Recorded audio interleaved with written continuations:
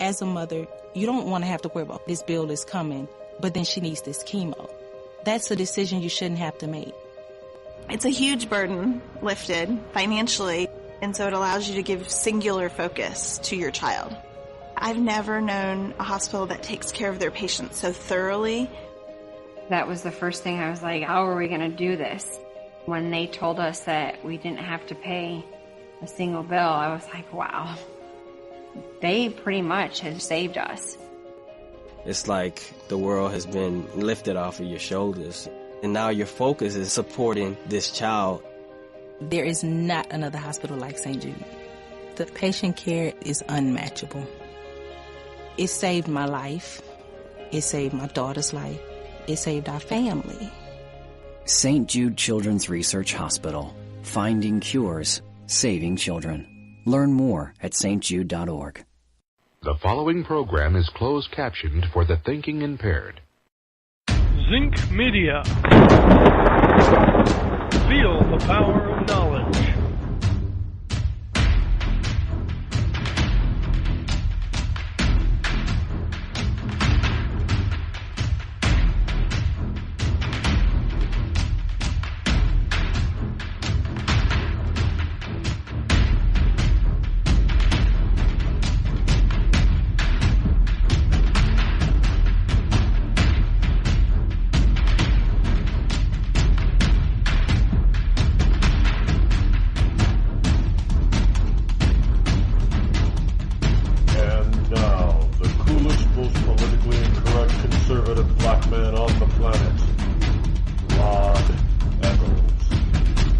Good morning to you, liberty lovers and ecclesiastites all across the globe. Yes, it is I, your lovable host, Rod, coming to you live this fantabulous, cold, gray, dreary Monday morning here in northern New England.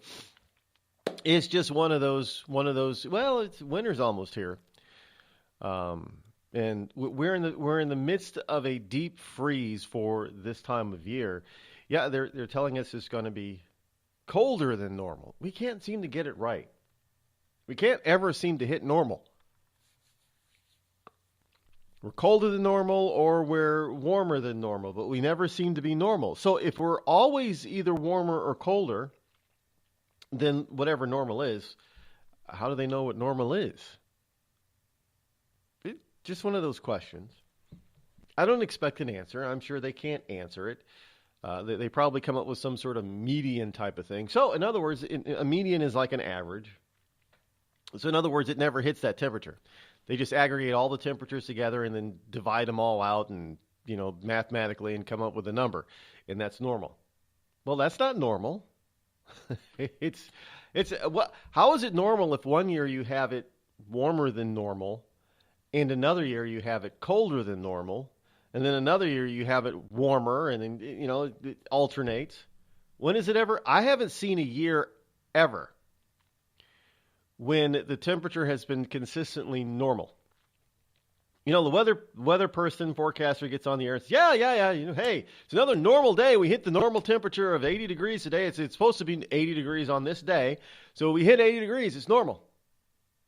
No, I always hear them say, well, we're just slightly above normal or we're slightly below normal. Normal temperature around here is around 80 degrees, but we're at 76 today, so slightly below normal. I never hear them say whatever normal is. I don't know what normal. I don't even, look, here's a dirty little secret, folks. They don't know what normal is. It's true. All of this weather jargon and climate jargon is all freaking made up. That's the dirty little secret. None of it is true. Well, I can't say none of it. Well over 95% of it is not true. You get these nut jobs that go crazy over anything that you do that mankind does to the planet. No other animal destroys the planet, Rod. That's a bunch of BS too. Now, no other animal on the planet has the potential to do harm and damage like humans can, But to say that all other animals live in complete and total harmony with the planet is a bunch of BS. We know that there are environmental disasters that are spearheaded by other animals and or insects, for example. I mean, it's just we can't use the Bible as far as the plagues are concerned, but we know that animals and insects have done some localized damage that that good old Mother Earth has got to recover from. Yeah, I know. Rod, animals, they don't build dams, man. They don't make artificial lakes. Well, they do make artificial lakes. Anybody ever heard of a beaver? By the way, folks, now a lot of people love beavers. They think they're cute. They have warm fur. So back in the day, French fur trappers and the people back in the colonial era, they used to wear beaver pelts to keep warm. And to water, the beaver hats and beaver over what do they call those things? Overcloaks, the man's version of a shawl, to keep you dry and keep water off of you.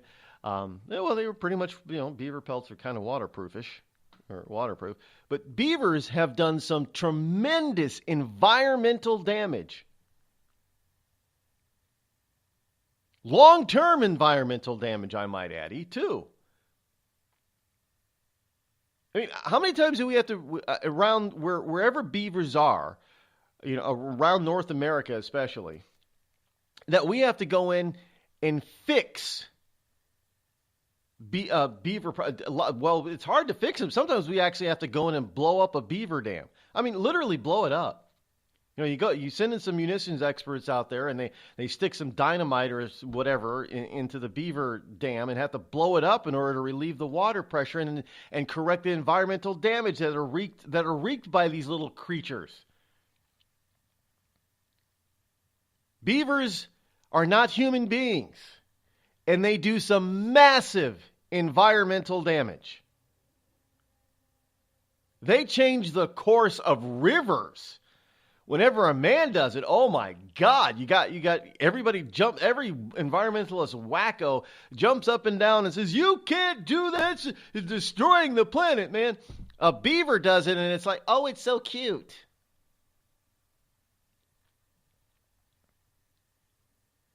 Sorry, folks. Beavers, mankind are not the only creatures on the planet that can and do environmental damage either on a small or on a rather large scale. I just gave you the example of the beaver. Anybody want to argue with me on that one? In any case, welcome to Monday. Here it is. It is November number 13 in the year of our Lord 2017. Are you getting your turkey fix yet? You getting Thanksgiving turkey? Speaking of turkey, yesterday's NFL action was full of a bunch of turkeys, because it was Veterans Day weekend, and we have some news on the NFL. I got to admit, half the time I don't even know what's going on in the NFL because I haven't watched a single game this year. Not a single. I have not watched any preseason game. I haven't watched any program about the NFL. The NFL Sunday morning football or Sunday football show. I haven't watched anything to do with the NFL since they started this. Well, I don't really follow preseason anyway. Never have. I always thought preseason was boring, but I haven't followed the NFL at all. These people, we'll get into that a little bit later. But first, there is something out here that I've brought to you before that seems to be hitting some people out there big time. And I have warned people about it because people are telling me, well, this is the world where the world is going, man. And I've looked into it, and I get people asking me about this stuff all the time. And I don't fully understand how it works. And frankly, I don't think most people who are involved in Bitcoin fully understand how it works. Now, I know some people are saying, Rod, you can't diss Bitcoin is a new currency, man. It's going to be no, it's not. I have told people, there's no control mechanism at all on Bitcoin. And what is control? Well, control mechanism like precious metals, there's supply and demand and inflationary pressures. Bitcoin doesn't seem to have any of that. It's an artificial system. But, and people have asked me, well, what do you think about Bitcoin? Should I invest in it? I keep telling them, I don't think so.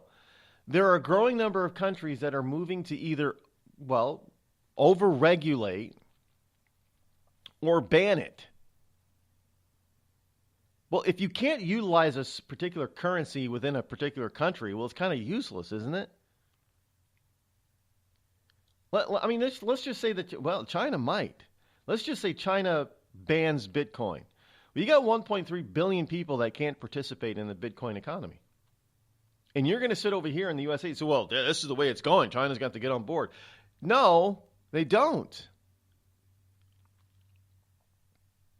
They've just decided that they're not going to allow Bitcoin to do whatever Bitcoin is trying to do. I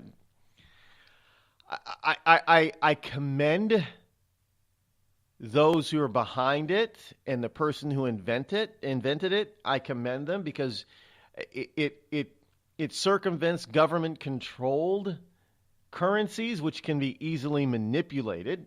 I get it. That was a grand idea. It was a grand experiment. It was a wonderful, touchy-feely liberal type of thing. I don't know if the inventor is liberal or not, but it's a liberalistic idea. Oh, we're going to create a currency that's fair to everyone. And as it turns out, it's not all that fair. And not only is it not all that fair, there's a scammy part of it. Anybody know anything about Bitcoin mining? It is nothing how it sounds. You talk about a phrase or a name that describes something, and it comes. No, Bitcoin mining basically is you yourself can build a computer. Build it. You build a Bitcoin computer that does nothing but handle transactions, and you don't have to be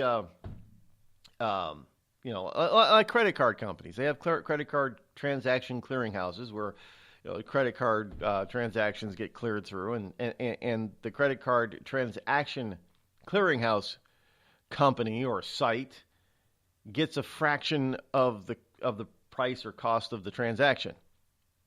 It's a tiny, small part, but you do thousands per hour or hundreds of thousands in a year, and that adds up. It's kind of like the skimming the fraction of a penny off of bank transactions, which is illegal.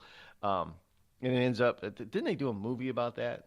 There was a movie about it. It's gonna be so slow, man. And then they turn they have this program. They turn the program on, and it skims the fraction of a penny from banking transactions that occur. Now, I don't particularly understand fully how you get fractions of a cent that occur, but they do. And this program would take those fractions of a penny and skim it off, put it into a separate account. And they thought, we'd get a couple of $100 a day at most. Nobody would notice. And they ended up with hundreds of thousands of dollars in like a week. And of course, they were scared that somebody would notice that. And as far as the movie went, yes, I forget the name of it. They did notice it. Well, this is the same thing with this Bitcoin mining thing. You had tons of people, going online and finding out how to build these Bitcoin mining or transaction computers. And then they plug them in. And some guy, I know it was a few years ago, and I was sitting down having a cigar at Castro's and drinking some wonderful Scotch whiskey. Now I forget the name of it. It's some Irish stuff that they had on the shelf, delicious stuff. And he was talking my ear off about Bitcoin back in the earlier days of Bitcoin, and said, "Yeah, Bitcoin mining. I'm going to do this Bitcoin mining. You should think about Bitcoin mining," and trying to explain what Bitcoin was because I didn't know anything about it. And I'm thinking, you know what? At that particular point in time, I'm thinking, this sounds kind of hokey. Now, I know that there are listeners out there that are all about Bitcoin. I'm telling you, there's a problem with it. There's a major problem with it. It's not a little one. Wall Street Journal's got the story here. The world's most dramatic bubble ever. Investment manias throughout the centuries have ranged from tulips to tech stocks to housing. Is Bitcoin any different? Yeah, does anybody know the whole thing about tulips? Tulips was once an alternative currency, by the way. Tulip bulbs. Yes, look it up. This was a fascinating story that I learned about.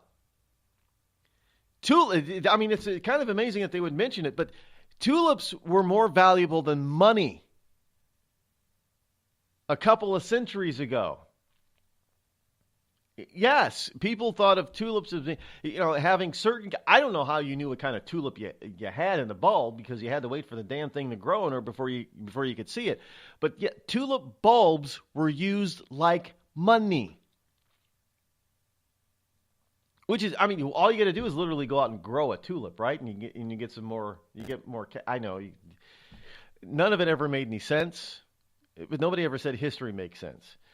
But here you have Bitcoin is doing the same damn thing.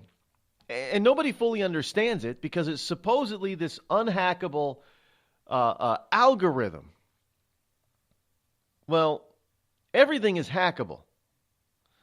I guess there's a story here, too, I had somewhere about the Apple iPhone 10. Yeah, the facial recognition thing. Oh, yeah, you can't hack that. Evidently, it's been hacked, folks. We'll be back. You're listening to me, your lovable host, Rod, here on the Rod Eccles Show. We've all heard of male enhancement, but now there's an expert on true male enhancement in the areas that really count. In Herb Ellis's book, Husband 2.0, Real Male Enhancement, you'll find answers to questions like, why doesn't she want to have sex? A quick start, quick results workout guide. Plus, what you can do as a side hustle to make money now. With all the great tips in this book, every man can benefit. Get the book, Husband 2.0, Real Male Enhancement, on Amazon.com.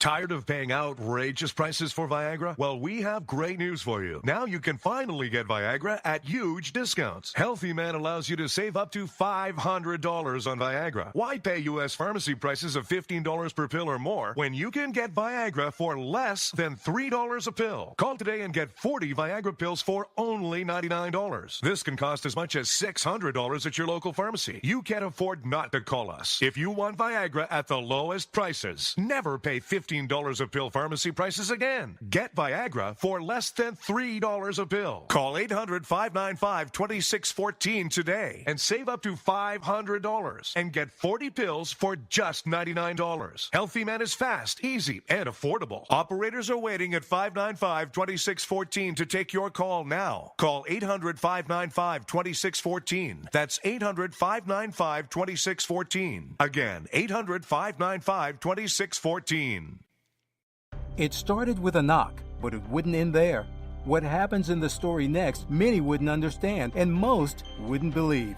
5 + 2 = Perfection by Samuel Rosette Jr. is a must-read. The scriptures within are reminders of the ancient past, and yet intriguingly infuses with texts which stand on the edge of the stage of relevancy. Available online at Westbow Press, Amazon, Books A Million, Barnes & Noble, and SamuelRosetteJr.com.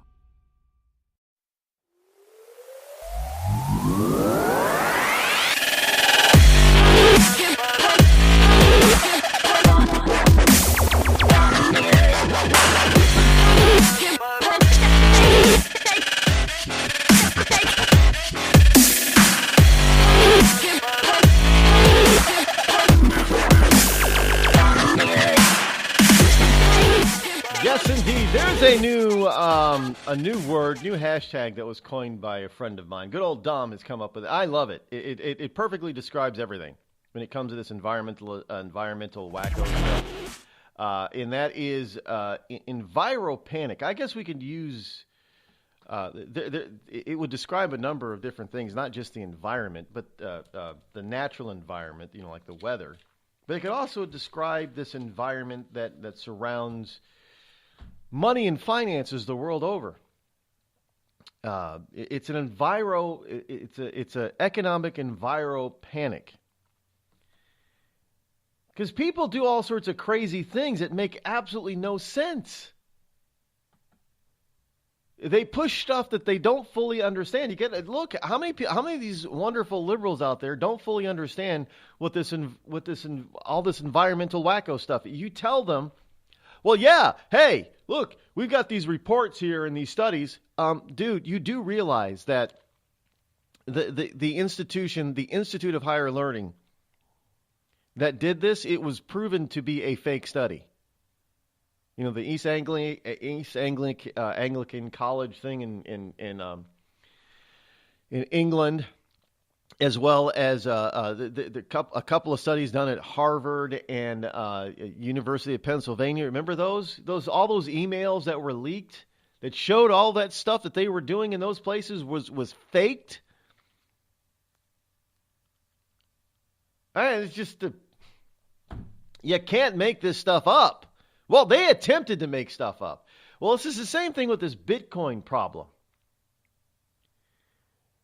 Bitcoin is good. Now people are wondering, is there a Bitcoin? There was at a time, I guess, a Bitcoin was over $20,000 per coin. How is that good for the average person? You can only have I still don't fully understand how you could turn Bitcoin money into real money.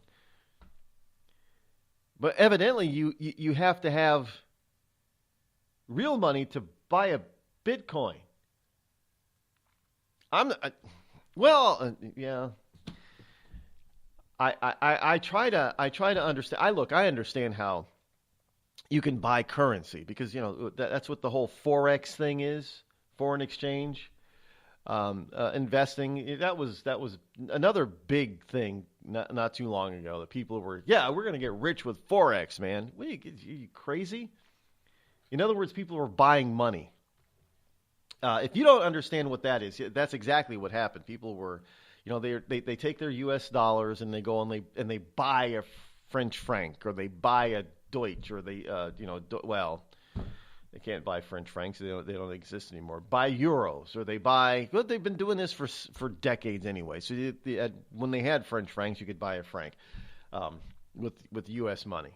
It's like you going into a bank and exchanging because you're going on vacation somewhere, and you say, I want to change this $100 into, I don't know, Mexican peso. How many Mexican pesos can I get for $100? And the bank here you go. I don't know, you get 1,000 pesos for $100. I don't know what the exchange rate with Mexico is.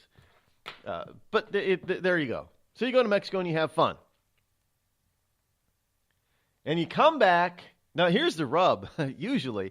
When you come back from vacation, you go to turn in those pesos to get your American money back, and it isn't at the same rate that when you change it over to pesos. It's at a worse rate for you. In other words, you get fewer dollars per peso back than when you purchase them. This happens all the time. This is why some people don't bother, changing their money back. Because they always keep it. Say, well, I'm going to go back there someday. So they, I still have some Greek coins flying around here somewhere. They use the euro now. They're worthless. I got them when just Greek coins when my father was stationed with the Air Force, was stationed in Athens, Greece. Oh yeah, those coins are old. Oh, maybe they are worth something to a numismatic collector. But and I don't know if I'm ever going to go back to Europe again, but I got some euros left over from my trip to Paris. What did they call the Icelandic money? I think I got a couple of bucks worth of Icelandic money left over too. Iceland is Iceland, for me, Iceland is actually a shorter flight to Iceland than it is to California. So I could get, and it's cheaper too. I probably could go back to Iceland sometime soon. But in any case, Yeah, that's all this Bitcoin stuff is. It's an exchange thing where you have to take your real money and put it into and buy digital currency, and then this digital currency is going through this wild ride, and nobody knows where it's going to end up.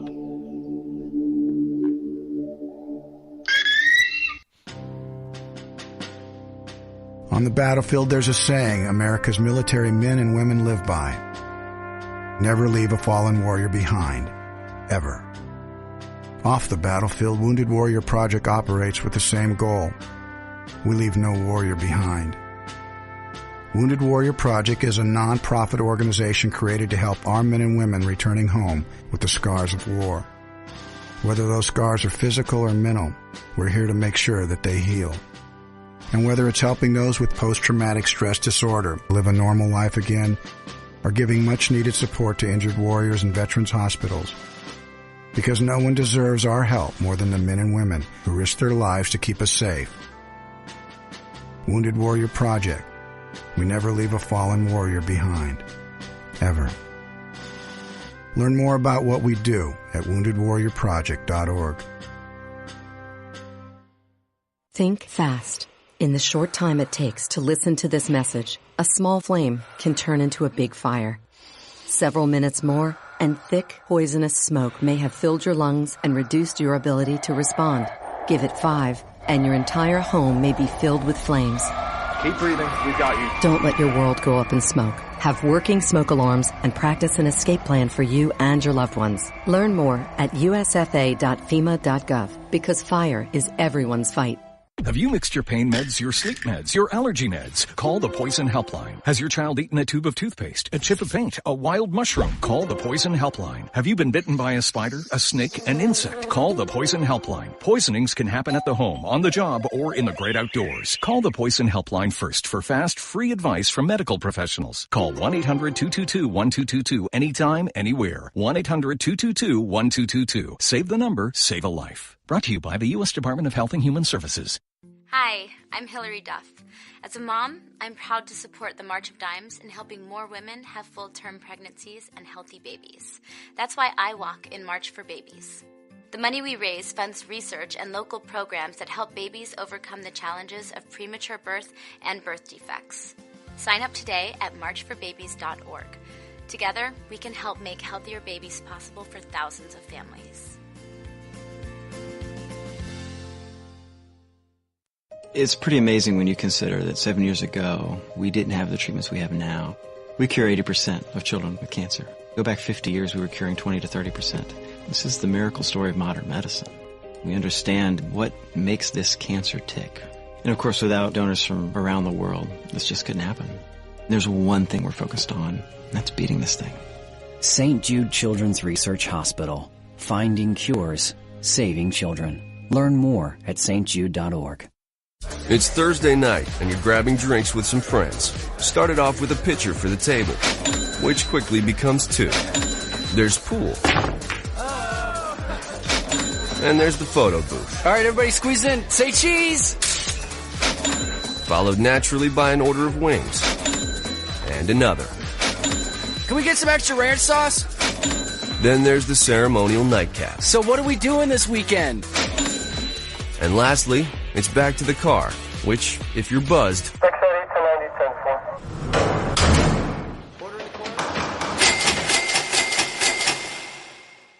could be the most expensive night of your life. Getting pulled over for buzz driving could cost you around $10,000 in fines, legal fees, and increased insurance rates. Nothing kills a buzz like getting pulled over for buzz driving, because buzz driving is drunk driving. Brought to you by the National Highway Traffic Safety Administration and the Ad Council. America's wounded warriors are coming home. After serving on foreign shores, these brave men and women are returning to their families and communities.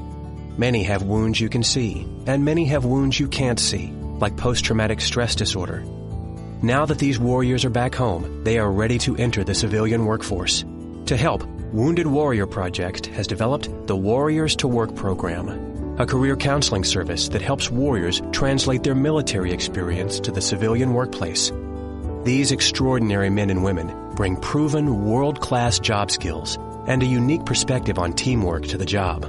And to ensure the right warrior finds the right job, Wounded Warrior Project works with employers to find just the right match. When you hire a wounded warrior, you hire an intelligent, talented, and committed new employee. Contact Wounded Warrior Project at findwwp.org. Welcome home the brave. You're listening to The Rod Eccles Show. Let truth be told.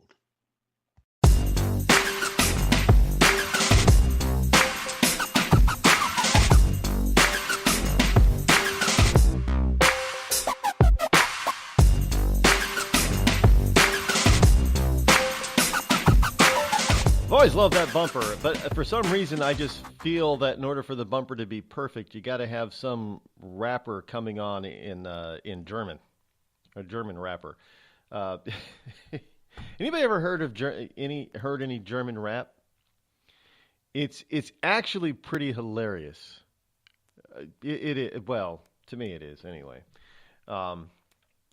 It's fun. It just doesn't. The German language doesn't lend itself very well to doing rap, and the tone of German, for some reason their voices go bass. All the German singers go bass when they sing or when they rap, and it's just, anybody remember Der Kommissar from the 80s? Jojo. Now, if you ever heard the guy talk, his voice is not in the lower range like his singing voice. But yeah, so it's kind of fun that you just have to, and that's German does lend itself to be very good to industrial rock. The hard, the Marilyn Manson angry rock.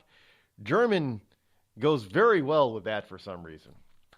I'm not putting down anything negative about the German language. It goes very well with it, just as the French language and the Spanish language tends to be very good for very romantic, moody type of music.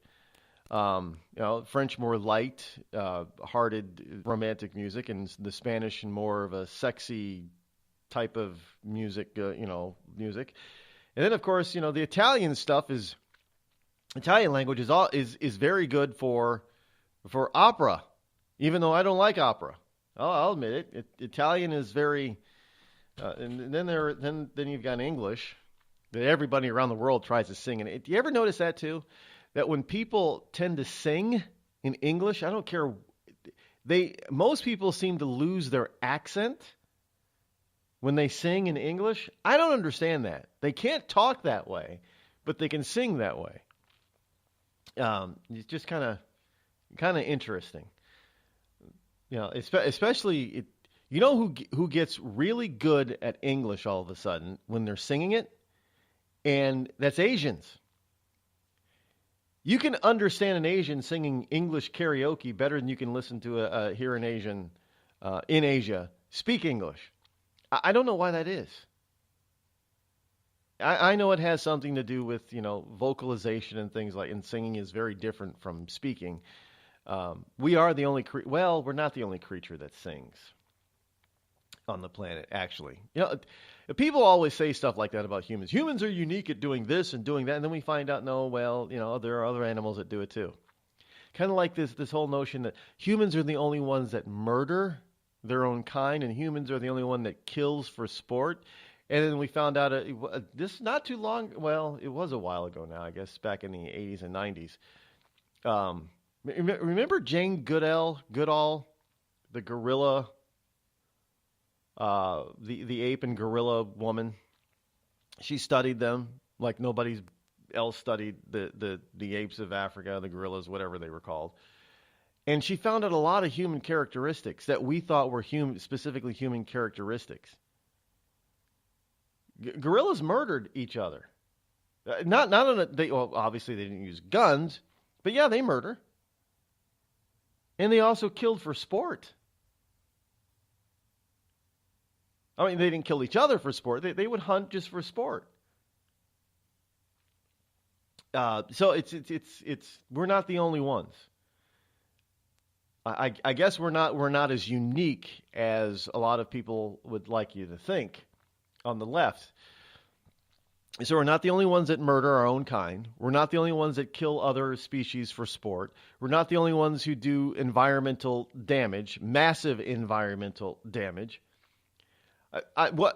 Evidently, because they've been working on it for a decade now in Australia, how to create bioengineer a cow that farts less. We're also not the only animal, evidently, that pollutes. Methane gas obviously is, according to the environmental wackos, is a greenhouse gas. And cows emit a lot of methane. Dairy cows and meat cows, beef cows, they all emit quite a bit of methane. They fart a lot. And so, they were actually trying to work in Australia how to get, how to bioengineer cows that would, I guess, their digestive. It'll be a little bit difficult to get them to not fart so much because of a cow's digestive system. They have the four stomachs. Well, those four stomachs are not all that efficient as efficient as a single stomach does or is. So there's a lot of gas that's created during the digestive process in cows. Oh, you ought to know it by now. You eat certain foods. And your stomach probably doesn't do things as efficiently as it probably could, and you get gas. And of course, you got to let it out too. You can't hold in no creature can hold in gas. It's just not. It's not good for your system, and it hurts eventually.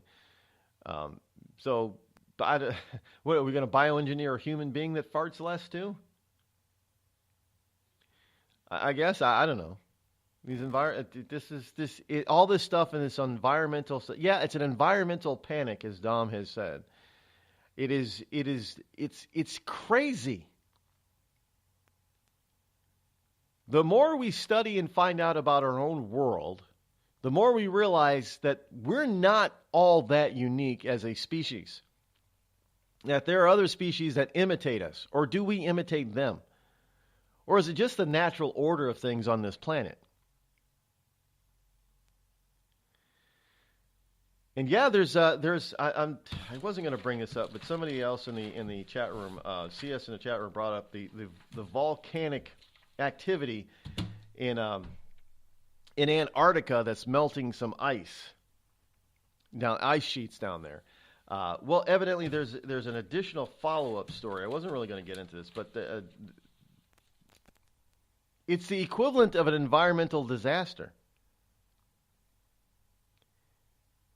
Yeah, that's how widespread it is down there. They're saying it could be the equivalent of an environmental disaster. Hey, mankind has nothing to do with it. I don't know. Well, I guess if you're an alien believer, you'd probably say, well, aliens are in charge. It's an alien environmental disaster down there, causing the volcano to be active. Or it's not a volcano, Rod. It's an alien city under the ice. In any case, what we know so far is that it's volcanic activity underneath the ice, under the crust, on Antarctica, and it is causing some warming to go on the land down there, so much so that ice is melting. It's creating under ice rivers, which is then flowing out towards the sea, pushing and carrying along other ice sheets, causing them to migrate off the continent itself, the Earth, the land continent, and causing them to break off into the ocean. And then, of course, we get all these people saying, "Oh, look, the ice sheets are falling and breaking off into the ocean down there in Antarctica," and we have nothing to do with it. But they're saying it's due to man-made climate change. It has nothing to do with us. It's the Earth doing it. Who knows? Mother Earth is probably getting ready to break Antarctica out of the ice and bring it back to a lush jungle-like continent again. Could be. We never know. There's a lot we don't know about this planet and a lot we don't control or have any control over. Mother Earth is probably the biggest polluter on this planet that there is. So we're not the biggest polluters. Mother Earth is. We're not the only ones who do environmental damage. All these wonderful cute little creatures can. and do. We're not the only ones who commit murder of our own species. Other animals do it, especially apes. We're not the only ones who hunt for sport or play with our food. Other animals. You ever see a cat play with its prey? Isn't that kind of mean? Yeah, I'm talking a domestic cat. You ever see what a cat does to a rabbit? I've seen what a cat does to a rabbit when a cat catches a rabbit. It's not pretty. Does the cat eat the rabbit? No, I have never seen a cat eat a rabbit. I've seen a cat eat a mice, rats, chipmunks, and squirrels, but I've never seen a cat eat a rabbit when they catch one. They've ripped those things to shreds. It's fun for them. I don't know what it is about rabbits that cats don't like, but they evidently don't like rabbits. And I've watched my own cat play with a mouse. And I came home and we had a mouse in my home, and the cat was batting it around. I'm like, Cooper, that's just mean. So don't tell me that other animals don't do things for pleasure to other creatures. They do it in your own household. If you got a cat, dogs are the same thing. They're no better when it comes to stuff like that. Dogs like to play with their prey, too, when they chase them. But people say, well, dogs don't know any better. They're just so stupid. No, dogs know exactly what they're doing. Anyway, so this Bitcoin, this whole Bitcoin thing, if you're in, this is what I'm going, now look, I'm not a Bitcoin expert, but I'm going to suggest that if you're in this Bitcoin thing, you might want to get out, because Bitcoin plunges more than 25% in 4 days. It follows this record high as concerns weigh on the cryptocurrency. Yes, the booming bulk market for Bitcoin has hit another speed bump, according to the Wall Street Journal. Bitcoin slumped more than 25% in recent years, falling below $6,000 after touching a record high just shy of $7,900 last week. $7,009. This is what is this? Buying stock in Berkshire Hathaway? I don't know what Berkshire Hathaway stock is worth, actually. We can do a check if you want. Can somebody do a check for me? I don't know what it's worth.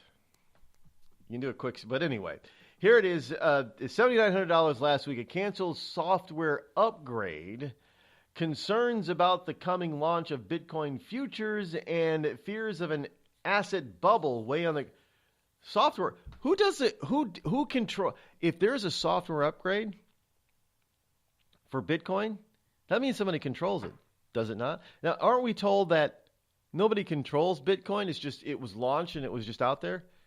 Well, not if you have software. Who's doing the software upgrade?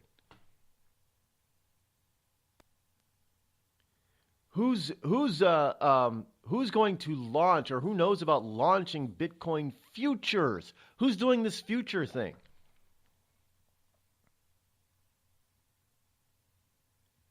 Just saying that there's some issues, and this is one of the reasons why you have some governments, including our own, and there have been some state governments that have already moved in. Well, New York is the first one, New York State, to move in to regulate Bitcoin, which is why a lot of Bitcoin companies, if you will, brokerages moved out of New York City and into New Jersey, because New York State issued and came up with some regulations that pretty much just put these people, would have put them out of business. So instead of $275,000 for a single share of Berkshire Hathaway, are you kidding me?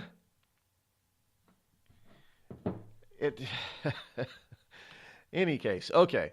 Yeah, I'm a little bit taken aback by that number, but it's down $344. Obviously, there are a lot of stocks that aren't even worth $344, and Berkshire Hathaway just lost $344 for a single share. Can you buy fractional shares of Berkshire Hathaway? I'm sure there's probably mutual funds that have Berkshire Hathaway money or stock in it, but that's how you can get a fraction. But $275,000 for over $275,000. Actually, the number I got is $275,316 per share. Good luck buying that, huh?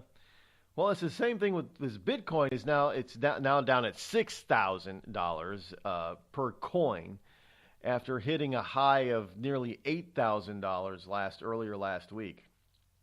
And now they're talking about software upgrades again. How do you do all this software upgrading and planning for new ways to utilize Bitcoin unless somebody's in charge of it? But we were told nobody's in charge of Bitcoin, that the inventor just released it up on the digital world, and I don't even know how people even got a hold of this thing and started using it. I mean, that's just an interesting topic in and of itself. But I've never been ever since that guy sat down next to me and started talking to me about Bitcoin mining.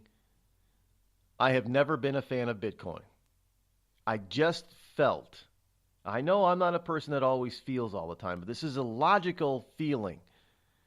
If something really sounds too good to be true, and you hear more about it and learn more about it and find that there are some massive problems with it that nobody else is paying attention to, then that feeling, that logical feeling, is probably pretty accurate. I'd stay away. Hello, America. It's me, your history. I remember a time when we thumbed our nose in a king's face, sent him packing. And when fascists and emperors talked a little bit too loud, we showed up, tore their cities to the ground, and then rebuilt them just to prove we could. We put men on the moon, we won a Cold War, and we elected fearless leaders who led fearless people. What the hell happened to you, America? Back in my day, we didn't elect a big-eared community organizer. We punched him in the kidney. Maybe it's time you came home, America. Home where you belong. We've all heard of male enhancement. But now, there's an expert on true male enhancement in the areas that really count. In Herb Ellis's book, Husband 2.0, Real Male Enhancement, you'll find answers to questions like, why doesn't she want to have sex? A quick start, quick results workout guide, plus what you can do as a side hustle to make money now. With all the great tips in this book, every man can benefit. Get the book, Husband 2.0, Real Male Enhancement, on Amazon.com.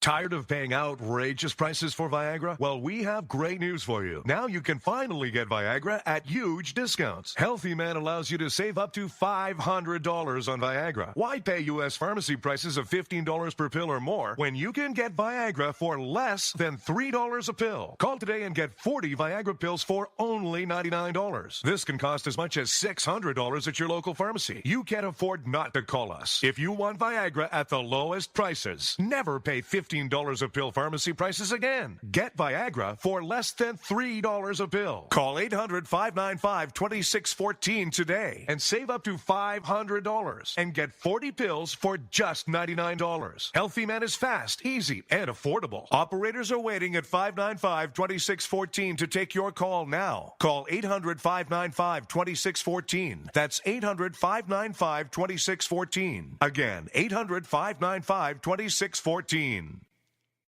It started with a knock, but it wouldn't end there. What happens in the story next, many wouldn't understand, and most wouldn't believe. 5 + 2 = Perfection by Samuel Rosette Jr. is a must-read. The scriptures within are reminders of the ancient past, and yet intriguingly infuses with texts which stand on the edge of the stage of relevancy.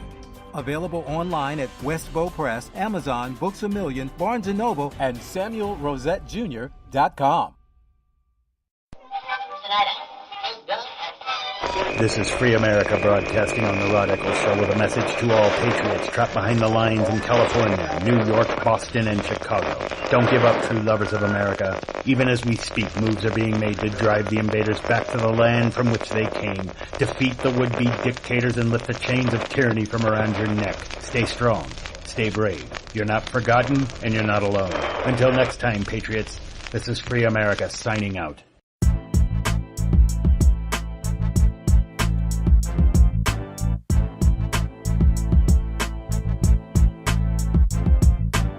By the way, Who gives you real money if you want to exchange your Bitcoin for, say, US dollars or francs or not francs, or euros or British pounds or Canadian dollars? Who has that stuff? Who has that money to do that? This is it.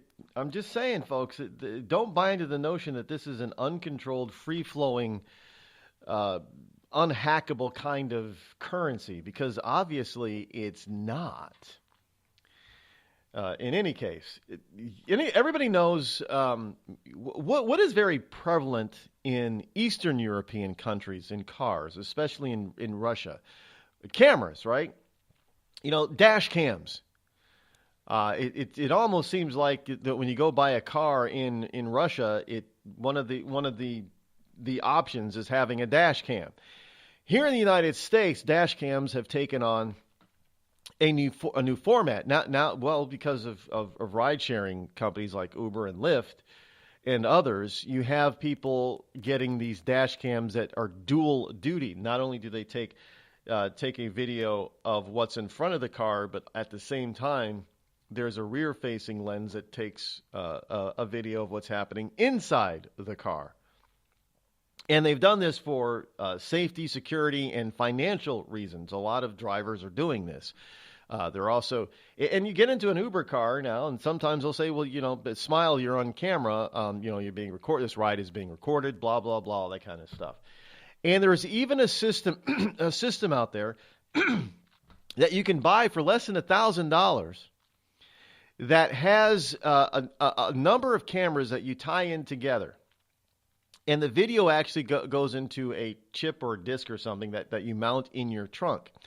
But it gives you a forward-facing, outside-facing camera, a rear-facing that you put in your rear window camera, side cameras that mount onto your external mirrors, your side mirrors, and an internal camera for the cabin. So it's like 5 or 6 cameras, and it all goes in. So this is becoming the norm. And what do we have? We have body cams on cops now in the United States. Well, this is not stopping there, folks. Now we're starting to get all first responders putting on body cameras. And in Europe, which expect this to be coming to the U.S. pretty soon, airports, airlines. Yes, there's a small airline called the Arigny, or I don't know how you put it, Aurigny. They're a small carrier in Guernsey that serves Britain, the Channel Islands, and parts of France. They are outfitting all of the airline employees that deal with the public body cams. Yes, body cams are becoming the norm. Is it going to be, at some point, is it going to be normal for us, for every individual just to be walking down the street having a body cam on them? Recording that, we've got those, everybody's got a phone. It's amazing how many people are videoing themselves with their phone and throwing it up on Instagram, YouTube, and other social media places. Why not just have a body cam that captures everything and everywhere you go? Everybody's got, people are getting all these GoPros now for all these adventure stuff. So, and they're saying here it is for security reasons. Now, normally the vast majority of their passengers are very respectful, reasonable, and understanding, and they know a lot of them by first name. They're a small regional carrier, but sometimes you get passengers that are unruly, they're abusive, they're aggressive, and the managers will be able to flip a switch and turn on the camera to whenever something like this happens, just to record the incident. So body cameras could be the next, fashion trend. Call Rod now, 603-835-3226. Lines are open. Have you ever thought to yourself, I'm a leftist elite Hollywood a-hole? If so, good news. The Rod Eccles Hollywood Community College is now open, featuring such courses as unemployment is not paid vacation. No, Americans don't want to spend $19 for an order of french fries, and the ever popular shut the hell up. Why, just listen to this big-time celebrity endorsement. I'm not Rosie O'Donnell, and I think this school's offensive, sexist, and racist. And I think you're a giant a-hole who needs to shut the hell up. Hey, we teach a course in that. The Rod Eccles Hollywood Community College, where being an a-hole is not a guarantee you'll be an A student.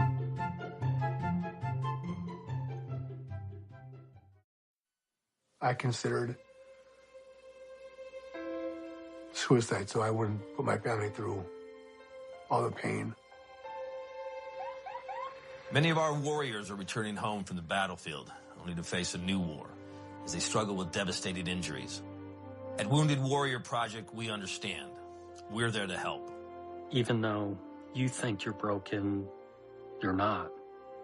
It's the physical and the emotional healing that Wounded Warrior Project provides. With a gift of just $19 a month, you can join Wounded Warrior Project. You'll help provide critically needed programs and services that rebuild lives. Beautiful.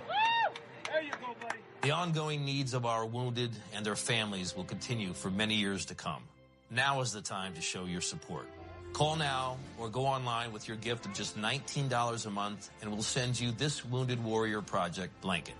It made me feel that there's people out there that care about us. After this event, we can finally maybe start to heal as a family and move forward. We need your help. The families are hurting. For many of our wounded heroes, the greatest casualty is being forgotten. That's why your gift of just $19 a month is so important. Please, call or go online right now. Think fast. In the short time it takes to listen to this message, a small flame can turn into a big fire. Several minutes more, and thick, poisonous smoke may have filled your lungs and reduced your ability to respond. Give it 5, and your entire home may be filled with flames. Keep breathing. We've got you. Don't let your world go up in smoke. Have working smoke alarms and always stay in the kitchen when cooking at high temperatures. Learn more at usfa.fema.gov, because fire is everyone's fight. And now, a message from the American Migraine Foundation. It's an absolute nightmare. I was terrified. It was like your head's going to explode. Migraine is a disabling disease. Just all of a sudden couldn't see. Migraine has ruined my life. Absolutely terrifying. There's pain that does not stop. It's a throbbing, pulsing, banging, hammering feeling in your head. 36 million Americans suffer.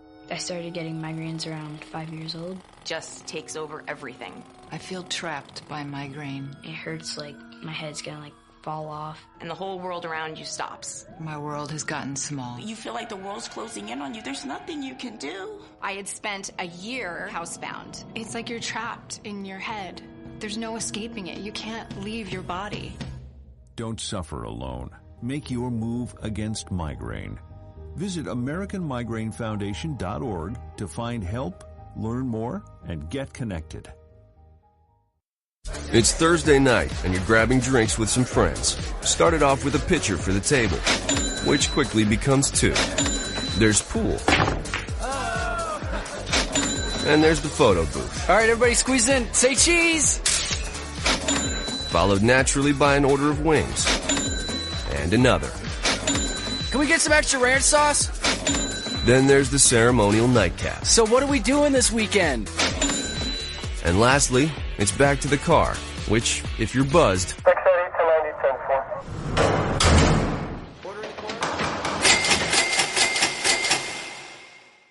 could be the most expensive night of your life.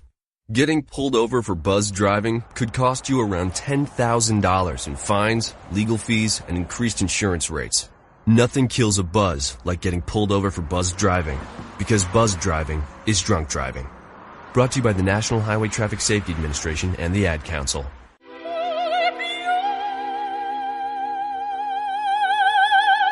The human voice.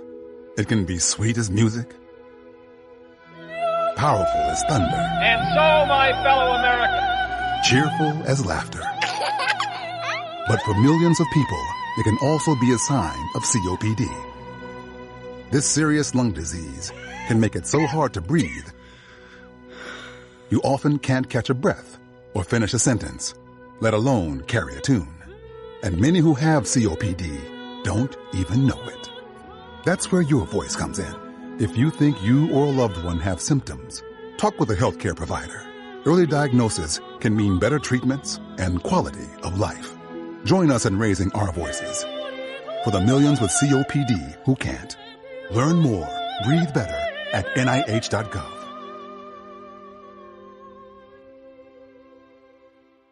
Every day, the men and women of the United States Marine Corps demonstrate their commitment to defend the American way of life. Since 1775, we have served our nation as a force in readiness. From combat operations to humanitarian assistance in every corner of the world. No matter where the mission takes us today, or wherever our country needs us tomorrow, we always remember the land we call home. As Marines, we take a stand for each other, for our nation, for us all. The few, the proud, the Marines.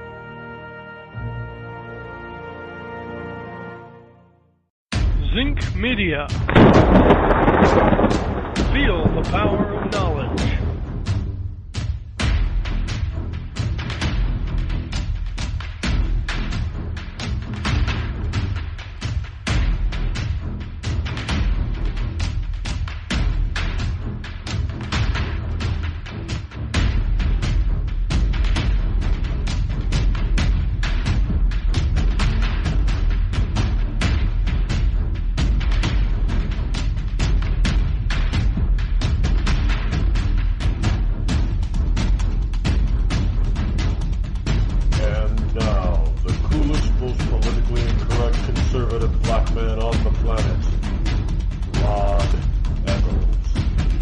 Good morning to you, one and all of you liberty lovers and ecclesiastites. Welcome back, hour number 2 here on the Rod Eccles Show on this Monday, November number 13 in the year of our Lord 2017.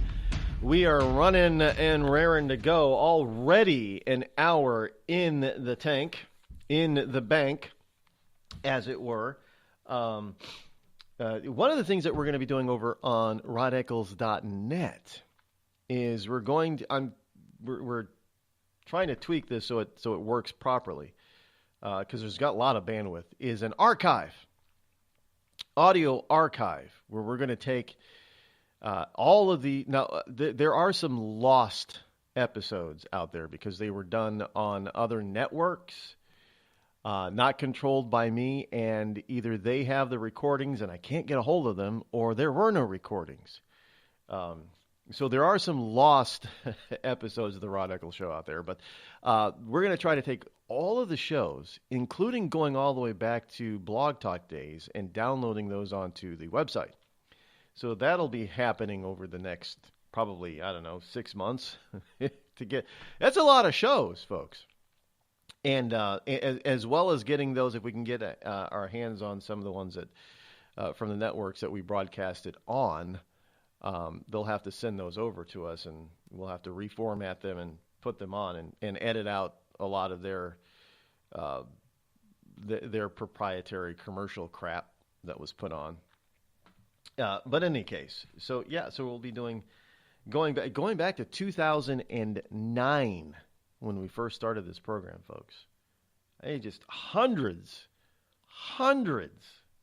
of shows now. And thousands of hours of you're talking 2 and 3 hours a show, 5 days a week since 2009. That's thousands of hours. You guys will be in heaven listening to all my stuff. In any case, I can't. Well, I'm not going to mention all the other side of it yet, but we're doing other things over there too, as well as on rodeccles.net. You'll start seeing all that stuff appear and pop up on the site over the coming couple of weeks. But since 2009, we're at 2007 now. Heading into 2017, heading kind of wish we could go back to 2007. 2017 heading into 2018. In less than 2 months, about a month and a half, it's going to be a whole new year. It's coming up on us. Holidays are here a lot faster. I'm not ready for Christmas holidays, folks. I'm not ready for it. And, of course, I never am because time just always flies by. And, you know, I have the older I get, the less willing I am to transition from summer into fall, winter. This year especially, well, this year I had Mother Nature's help. It was so warm for so long, I just never made the transition. So now that it's like this cold and we had some snow flurries here just this morning, it's November. I'm taken by a little bit by surprise of the upcoming holiday season of Thanksgiving, Christmas, Hanukkah, New Year's. Hanukkah, do you celebrate Hanukkah? Yeah, well, actually, yeah. Hanukkah they say it's a Jewish holiday, but no, it is, but it's part of the Christian ethic because the Jewish religion, the Hebrew religion, the Old Testament, if you will, is still fully functional and a part of the Christian Bible. And a lot of Christians, they just toss that stuff aside. But there are a growing number of Christians that are starting to the holy days that the Jews would celebrate that had nothing to do with redemption, like Hanukkah, to represent and celebrate the miracles of God. Christians are starting to bring those into their holiday spectrum, if you will. And Hanukkah is one of those big ones, where it just represents a miracle, a celebration of a miracle of God. So I don't fully observe it like Jews do, but I do observe Hanukkah. So that's why I call it the holiday season. You got Thanksgiving, you got, this year it's Thanksgiving, Hanukkah, Christmas, and the New Year. Other than that, I don't do people know what I feel about Kwanzaa. I don't do Kwanzaa. Anything else during that is Ramadan? I don't know when Ramadan is. I could care less when Ramadan is. I think that might be during I don't do the winter solstice for that the Druids and pagans do. I mean, that's just ridiculous. We can get a whole dissertation about why Christmas is in December when all indicators are that Christ was actually born in either late August or early September. Got it. Get it. Historical fact. Yes, we know. But yeah, I forget. Was it? Is that a Seinfeld thing? Festivus?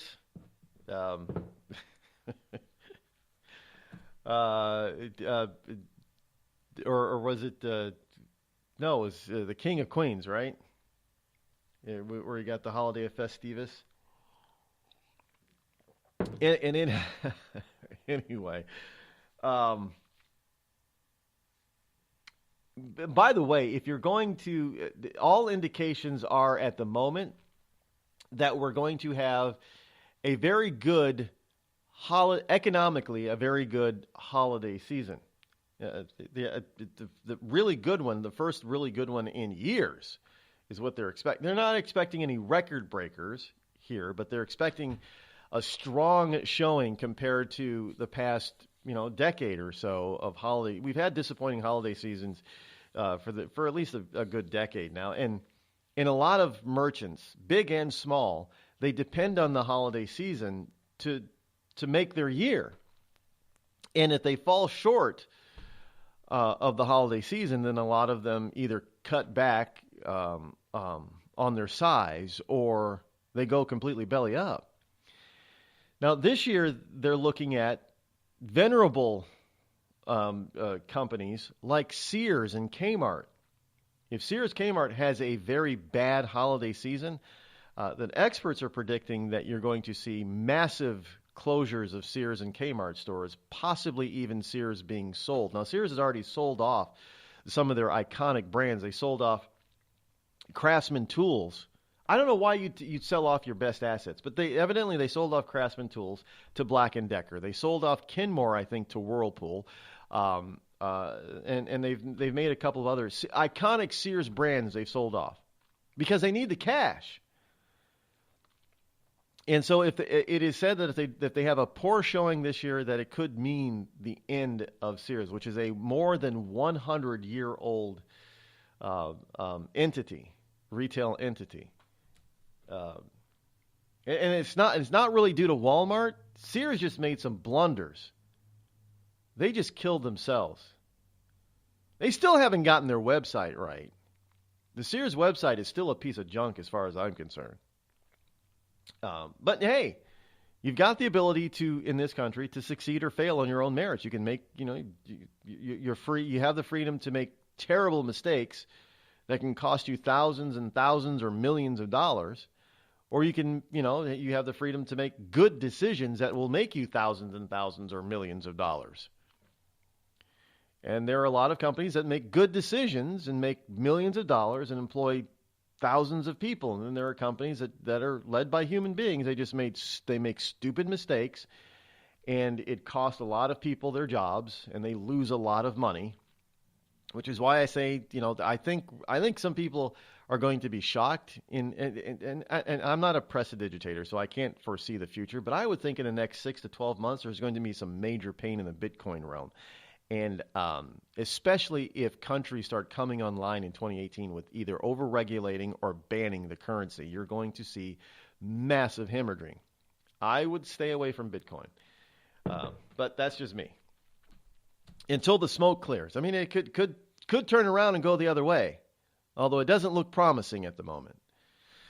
Just saying. But in any case, and you have to look at the this is money. We're talking about trying to create a new currency, and if you can't use it everywhere, then what good is it? I don't know. But anyway, they're expecting a good holiday season. But they do expect some records to be broken for online shopping as well. And of course, Amazon is greatly poised to benefit from that. But much like the Walmart effect did for brick and mortar, there is an Amazon effect online. And a lot of you've probably seen a lot of commercials for a lot of online stores, from furniture to gifts. I've seen commercials of these sites. And their marketing, they're gearing up their marketing because they're starting to see a sharp uptick in people coming to their sites and spending real dollars. Wayfair, you see Wayfair commercials all over the place. And there are other places because they have to. Well, Amazon is the online version of Walmart, and so they're all going after Walmart or Amazon, and that's not a bad thing. I don't do all my shopping on Amazon. Amazon makes it very convenient, but it's also very annoying at the same time. Just saying. Hey, anyway, got off track here. Wanted to talk about this whole Hollywood sex scandal thing. Continues to roil people. Continues to roil. George Takei now has been accused of sexual assault back in 1981. That's 36 years ago. Who waits? I get the whole thing behind Hollywood and why people wait or haven't said anything in the past because of what happened to the few people that actually tried to stand up against some of this stuff. Their careers were destroyed. They didn't work in Hollywood anymore. And that's not what so they just took it and shut their mouths and went about their daily lives. But you won't believe what George Takei is saying about this.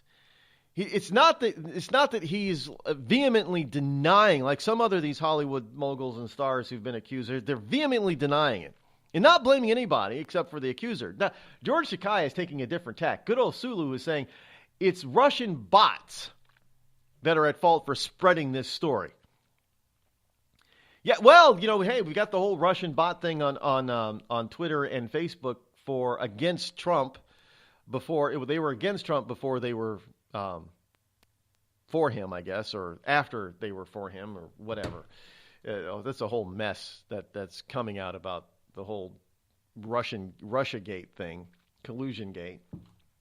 But George Takei is out there blaming Russian bots for trying to amplify the sexual assault accusation against him. That's right. George Takei had an out-of-this-world explanation for why so many people were talking about the sexual assault claimed against him that was levied against Scott Brunton from a 1981 encounter in Los Angeles, California, a condo in Los Angeles, California. He's an ex-model and actor. Now, I don't know who Scott Brunton is. I don't know who he is off the top of my head. He's probably somebody famous from the 80s. I have no idea. Oh, look, well, Hollywood is where people go for sex. Well, it is Southern California. I mean, come on. Look, you got porno land out there. It's where a lot of porn. Well, now that there are these micro studios popping up because of the internet, but the major porno studios are located out there. The major Hollywood studios are located out there. Major television studios are located out there, and I know in New York too. But it's the epicenter of everything that is acting. That in New York City is the epicenter for actors and models. Well, look, everybody who's a model in New York City eventually makes their way out to California, Southern California, so they can be an actor. So just the way it goes. So you have this Scott Brunton is accused, who's a former model and actor, accused George Takei of groping him in his Los Angeles condo back in 1981, 36 years ago. That's kind of an old groping story.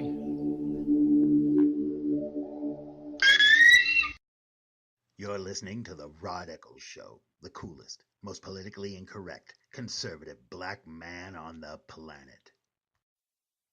Tired of paying outrageous prices for Viagra? Well, we have great news for you. Now you can finally get Viagra at huge discounts. Healthy Man allows you to save up to $500 on Viagra. Why pay U.S. pharmacy prices of $15 per pill or more when you can get Viagra for less than $3 a pill? Call today and get 40 Viagra pills for only $99. This can cost as much as $600 at your local pharmacy. You can't afford not to call us. If you want Viagra at the lowest prices, never pay $15 a pill pharmacy prices again. Get Viagra for less than $3 a pill. Call 800-595-2614 today and save up to $500 and get 40 pills for just $99. Healthy Man is fast, easy, and affordable. Operators are waiting at 595-2614 to take your call now. Call 800-595-2614. That's 800-595-2614. Again, 800-595-2614. We've all heard of male enhancement, but now there's an expert on true male enhancement in the areas that really count. In Herb Ellis's book, Husband 2.0, Real Male Enhancement, you'll find answers to questions like, why doesn't she want to have sex? A quick start, quick results workout guide, plus what you can do as a side hustle to make money now. With all the great tips in this book, every man can benefit. Get the book, Husband 2.0, Real Male Enhancement, on Amazon.com. It started with a knock, but it wouldn't end there.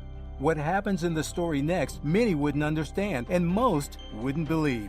5 + 2 = Perfection by Samuel Rosette Jr. is a must-read. The scriptures within are reminders of the ancient past, and yet intriguingly infuses with texts which stand on the edge of the stage of relevancy.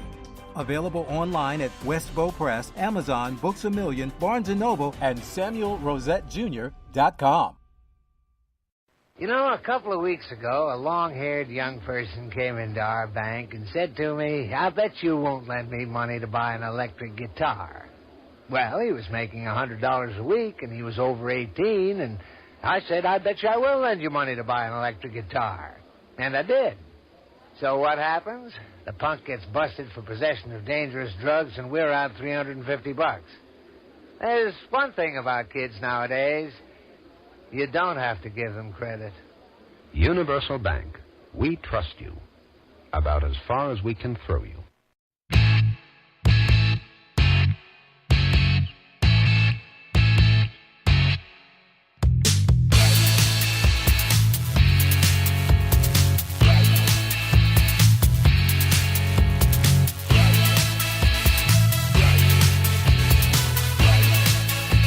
So Takai says in the story that he doesn't remember this particular gentleman. Now, obviously, he must not have been that great looking if Takai doesn't remember the incident. But anyway, Mr. Brunton goes on and gives tremendous detail about what happened 36 years ago. He remembers they went out to dinner. They went back to Takai's, condo.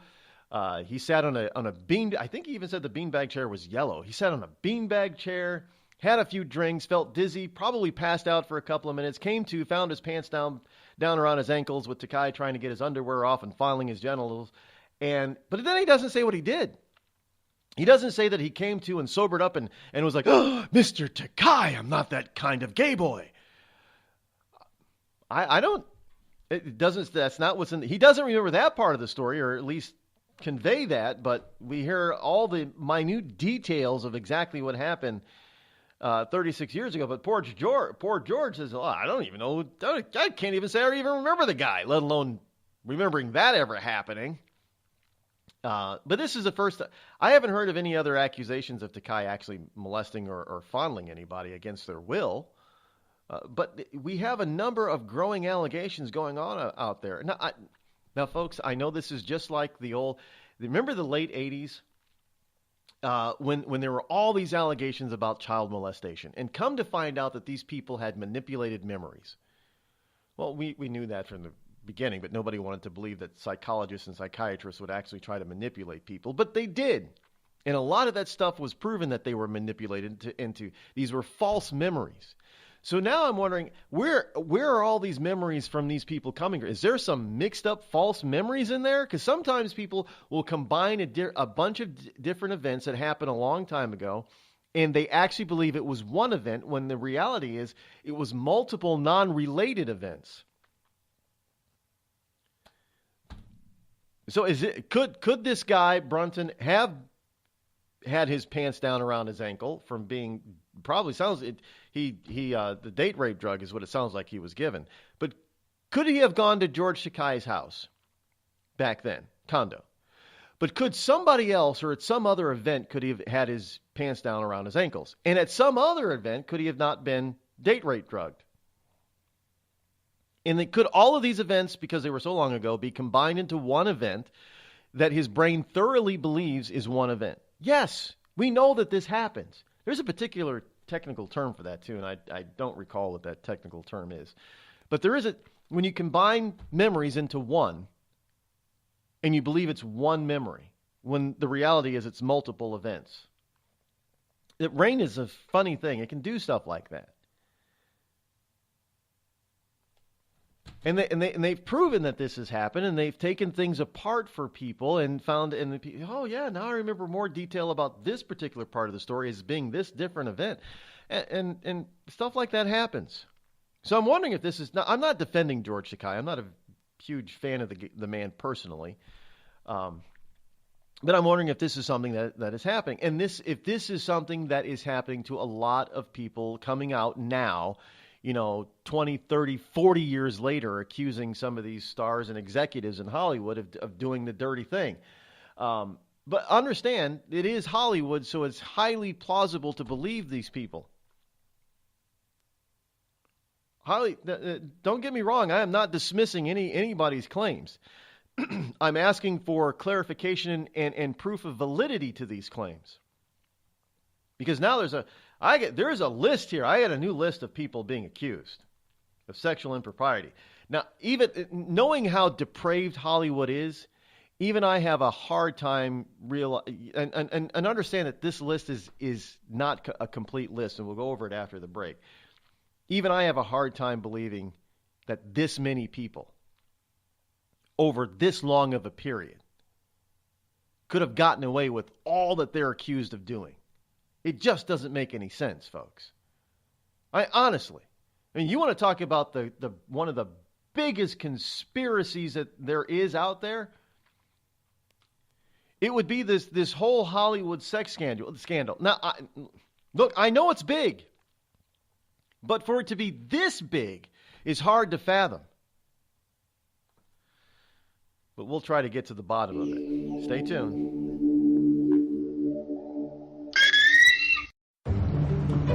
Dad, we need to talk. Can we just enjoy the drive? If you're not going to listen to me, who will we listen to? Jeffrey. Marcia Gay Harden, what? Eyes on the road, Dad. What are you doing? What are you doing in my back seat? How did you get in here? You're getting older. Not that old. Your brain's changing. It's natural. Yeah, that's what I was saying. Honey, I've got experience with this. Jeffrey, brain health is all about making the most of your brain as you age and helping to reduce some of the risks to your brain. Really? Now that's interesting. So, you'll talk to her about this, but not me. Marcia Gay Harden? Where did she go? Learn what you can do to help keep your brain healthy at brainhealth.gov. She didn't say goodbye. I mean, I would have. Visit brainhealth.gov.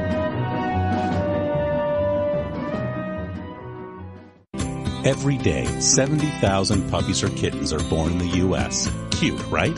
What's not cute is that half of all litters are accidents, which leads to millions killed in shelters each year. Turns out, those little cuties can get pregnant sooner than you think. But here's the good news. You can stop the accident before it happens. When you bring home a pet, get them fixed at 4 months old. Prevent more. Fix at month 4. Visit fixat4.com for more information. Brought to you by Best Friends Animal Society. There's a threat targeting America. One that's growing fast, but may still be hard to see. Lyme disease. Spread by tiny ticks, often smaller than the head of a pin. This dangerous disease is now more widespread than West Nile, tuberculosis, and HIV/AIDS combined. And if left untreated, it can lead to arthritis, facial paralysis, and even memory and concentration problems, often called brain fog. As the threat of Lyme disease grows to more than 300,000 projected cases each year, it's time for us to target Lyme disease. That means checking for ticks when you've been outside, even in your own backyard. It means seeing a doctor if you experience the symptoms of Lyme disease, which can include joint pain, flu-like symptoms, fever, fatigue, or sometimes a bullseye-shaped rash. Set your sights on stopping Lyme. Learn how you can target Lyme disease at targetlyme.org. Battles aren't won solely on the field. That's a common misconception. Battles are won within, over enemies of fear, enemies of doubt. In that place where promises are kept. Promises to oneself. This is a physical training event. Promises to one's community. Helping people move debris out of their house. Promises to one's country. In the heart of every Marine, you'll find a promise. A promise forever kept. A promise of battles won.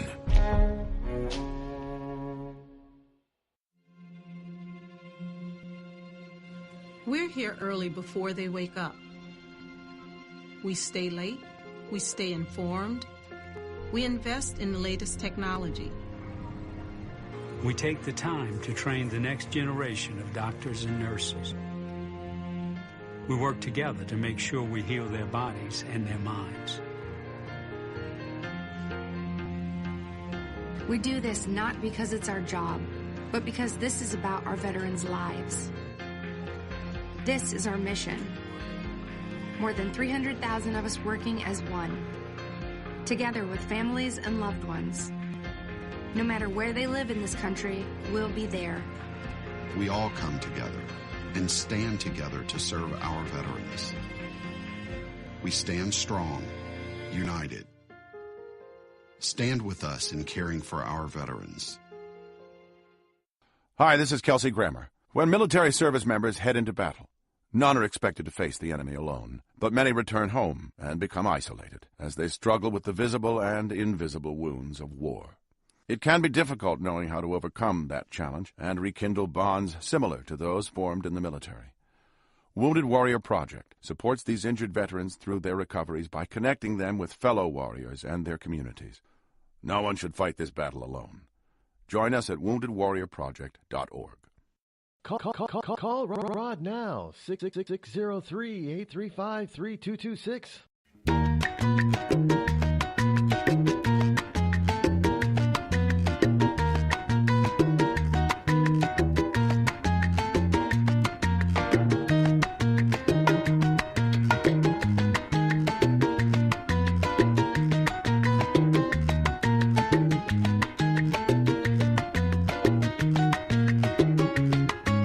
The list is growing, the list is getting long, and the list is getting more serious as more and more allegations and accusations start to fly. There's nobody safe in Hollywood right now. Which is why I say, is this a reality, or are most of these stories true? And if so, I believe a lot of this. I believe the majority of the stories that are coming out are true. Sure, if they're old stories, if they're 20, 30, 40 years old, there's a lot of embellishment going on. But I think the base of the accusations are probably pretty true. Now, as far as this guy with George Takei some 36 years ago, I don't know. I don't have a gut feeling one way or the other about truth or not truth in that particular case. George Takei was a closeted gay man in Hollywood for years. Could he have taken advantage of someone? It's possible, but he wasn't that big of a star. I mean, he was a Star Trek icon, but remember, this is 1981. This was before the resurgence of Star Trek in the Star Trek movies. At this particular point, Takei was pretty much a has-been. So if Takei had done something to somebody, they could have come forward, because he didn't have any star clout at the particular point in time. Again, I'm just trying to use some logic and some sense in all of this stuff to try to cut through the chatter, the chaff, and clear up the sky so we actually get to the truth. Because, I mean, there's just people, A-listers, B-listers, C-listers, and D-listers are coming out of the woodwork now about being abused or fondled I know I understand that there's probably a little bit of hypersensitivity going on out there. Hey, look, you brushed by me in a crowded room. That's sexual assault, man. Well, not really. But is that what some of this is? No, don't get me wrong. Obviously, if somebody, whether you're male or female, and somebody else puts their hand on your junk below your belt, well, that's not an accident. Right? 99.9% of the time, it can't be an accident. And this is what a lot of them are talking about. And not a accidental brush up in a crowded room or a party or something, where a hand brushes across the breast or the butt. Although there are people that have accused certain Hollywood people of squeezing their. Can I ask, if you're on a sports team, you know how guys get slapped in the butt for doing a good job in a sports game like basketball or football, even baseball? Is that sexual assault? Is somebody going to come forward and say, "Yeah, I was sexually assaulted by my teammate 20 years ago"? Now, I'm not making light of these accusations, folks. I'm just making a point here. Are we now? Is it a real thing that they're trying to aggregate all of this useless stuff, such as a slap in the butt from your sports team member, so it really degrades all of the truth that is out there? Are we getting to the point where we're saying, we're becoming too hypersensitive, so the next time somebody comes out with a true statement or a true allegation, we all think, yeah, just another one. No big deal. Or it's probably overblown. like they do in sports teams. It's overblown. Is that what we are being conditioned to do? Now, if that is true, understand it is a planned event. This isn't happening by accident. Yeah, you want to talk about conspiracies? I'm not a conspiracy theorist. I just happen to know the left. I know what they will do. They will do, when they are caught doing something, they will do everything that they can to minimize it. They will do everything that they can to try to take the eyes off of just them, the inner circle that is actually doing it. They'll start, you'll start seeing, all kinds of accusations starting to fly that are bogus accusations, and the people outside of the whole area or whole event will start saying, well, geez, everybody's doing it. It's obviously not a big deal. Nobody really cares. And then it goes away. Or they establish a new definition through that. Remember, we got new terms now ever since President Clinton. He didn't have sex with Monica Lewinsky because oral sex isn't sex. And then you got a bunch of Democrats jumping on saying, yeah, oral sex isn't. Everybody does oral sex. And, everybody starts talking about oral sex. And all of a sudden, before we know it, a couple years into it, everybody's like, why are we so mad at Bill Clinton? Think back, folks. Remember how that happened. Is the same damn thing going on here? Are they trying to change the meaning and narrative in order to discredit all the actual, because look, they've ensnared a couple of people, big people that they wanted to ensnare. Weinstein and Spacey. There's another person coming forward on Spacey now. They're not getting out of it. But now that there is some actual real stuff, real people are coming forward about child assault with the Corey Haim thing, and the LAPD actually looking into investigating this. Are they now circling the wagons and trying to obfuscate the truth on this? I mean, think about it. So now we've got Eddie Huang, details of sexual assault by a church chaperone as a teen. We've got Terry Crews has actually filed a police report claiming sexual assault. Kevin Sorbo is talking about how Gianni Versace groped him back in the day. But then you got stars that say they never knew anything about it, like Alec Baldwin says he knew about rumors of sexual assault, but he didn't know anybody, he says, that got assaulted. He was never assaulted. So you got to wonder if the leftist machine is now cranking out some of this stuff. And don't doubt me, folks. Because there are other people that are being accused right now. And some of these people you're thinking like, well, who is that? And why does even anybody care about that? Well, I mean, first of all, you should care. But as I said, Weinstein and Spacey are done. Stick a fork in them, they're done. They're the sacrificial lambs on this. And now we're getting this flood of accusations that everybody's being overwhelmed by the number of accusations.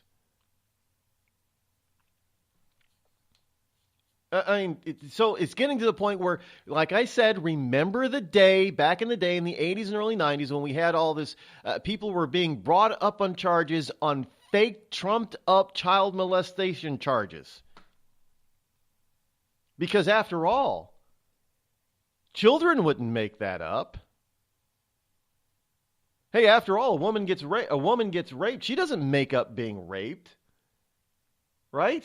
Nobody's going to make up all these sexual allegation charges because it doesn't do them any good to make it up. Nobody's going to make that stuff up. This has all got to be true because nobody would make up sexual assault allegations.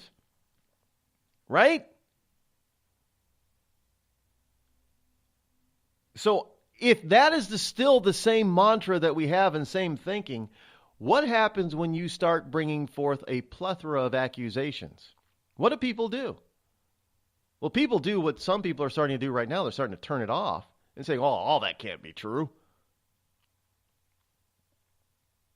That's the intended result. I'm not going to let this go. I'm going to dig through this, folks, because We're talking about kids' lives are being destroyed here. Real people are really destroying real kids. Real adults are finding their lives being totally disrupted and destroyed by other real adults who are doing some damage to them. And this shouldn't be happening. Now, granted, there are a lot of people that, it was a one-off, and I'm not saying a one-off event is any less, is because for most people it's a one-off with an individual. But there are some that are passed around, especially when it comes to kids. Man, this whole thing, I'm telling you right now, this whole blowing up of these sexual assaults from all of these people, about all of these Hollywood execs and stars, is to do one thing. It is to muddy the waters and hide the truth about the pedophilia ring. I'm telling you, Corey Feldman he's been saying this for years.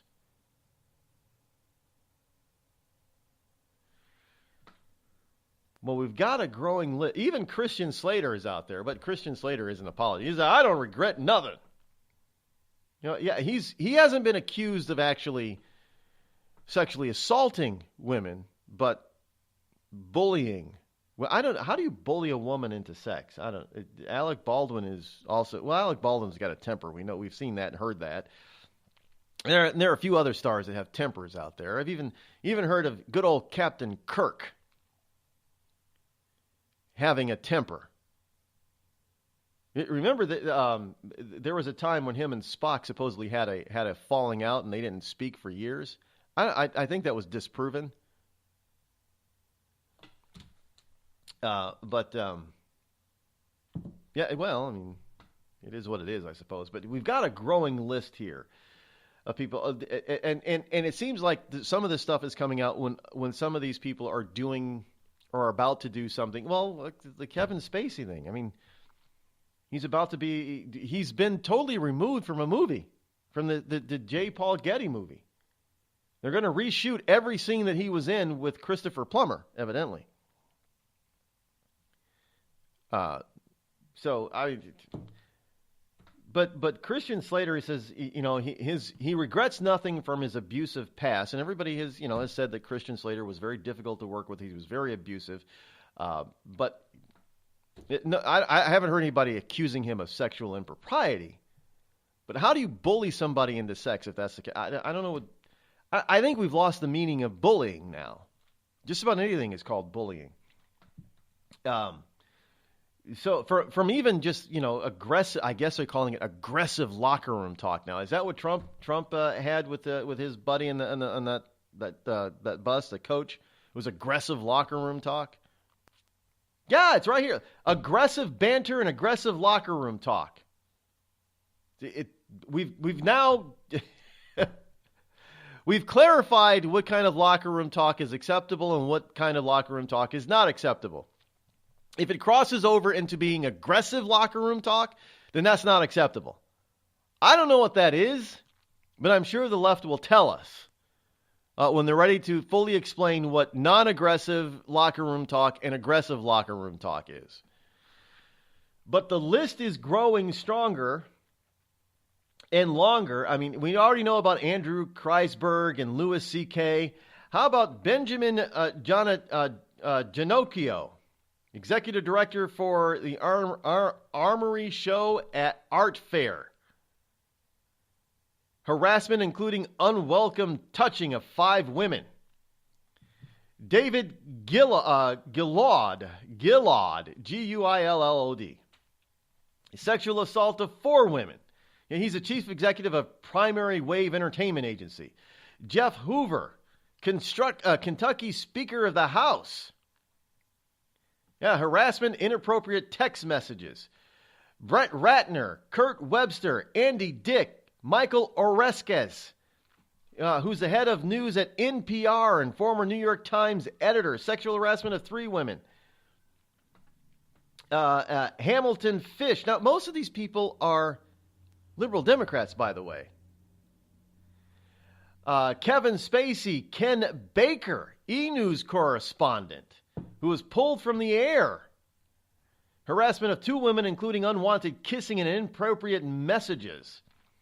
Mark Halperin, the NBC News and MSNBC News contributor and author of The Game Change. Rick Najera, Najera, director of CBS's Diversity Showcase. Another liberal, just liberal after liberal. Knight Landsman, who's the publisher of Art Forum. Leon Weissler, a former editor at the New Republic. And this guy's a real winner looking. I mean, geez, good grief. Terry Richardson, a fashion photographer. Well, sexual harassment of model. Isn't every model sexually harassed by the photographer? Well, it can be construed as being that. Yeah, I remember my brief days when I was a teenager doing some modeling when I was in college at 18. And listening to some of these photographers telling you how to pose them, you could construe that as sexual harassment. No, I was never fondled by anybody. I don't believe I was harassed by anybody. That's just the way the industry was. And thank God none of those pictures exist. If anything, I was assaulted by tie-dye. Yes, folks, I was a model and I did a tie-dye. I was one of the 5 males in a tie-dye catalog. They had me dressed head to toe, bandana, T-shirt, even the shoes and belt I was wearing was tie-dyed. I look like Jimi Hendrix, a worse Jimi Hendrix nightmare.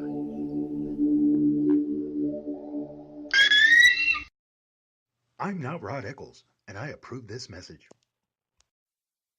Tired of paying outrageous prices for Viagra? Well, we have great news for you. Now you can finally get Viagra at huge discounts. Healthy Man allows you to save up to $500 on Viagra. Why pay U.S. pharmacy prices of $15 per pill or more when you can get Viagra for less than $3 a pill? Call today and get 40 Viagra pills for only $99. This can cost as much as $600 at your local pharmacy. You can't afford not to call us. If you want Viagra at the lowest prices, never pay $15 a pill pharmacy prices again. Get Viagra for less than $3 a pill. Call 800-595-2614 today and save up to $500 and get 40 pills for just $99. Healthy Man is fast, easy, and affordable. Operators are waiting at 595-2614 to take your call now. Call 800-595-2614. That's 800-595-2614. Again, 800-595-2614. We've all heard of male enhancement, but now there's an expert on true male enhancement in the areas that really count. In Herb Ellis's book, Husband 2.0, Real Male Enhancement, you'll find answers to questions like, why doesn't she want to have sex? A quick start, quick results workout guide, plus what you can do as a side hustle to make money now. With all the great tips in this book, every man can benefit. Get the book, Husband 2.0, Real Male Enhancement, on Amazon.com. It started with a knock, but it wouldn't end there. What happens in the story next, many wouldn't understand, and most wouldn't believe. 5 + 2 = Perfection by Samuel Rosette Jr. is a must-read. The scriptures within are reminders of the ancient past, and yet intriguingly infuses with texts which stand on the edge of the stage of relevancy. Available online at Westbow Press, Amazon, Books A Million, Barnes & Noble, and SamuelRosetteJr.com. A couple of weeks ago, a long-haired young person came into our bank and said, "I'll bet you're a Nazi." Well, I love America, support the Constitution, and believe in capitalism. So I told him I'm not a Nazi, and I'm not. So what happens? The punk breaks out 2 windows and pepper sprays an elderly woman in the face. You know, there's one thing about long-haired young people nowadays. They're real assholes. Long-haired young people. You suck.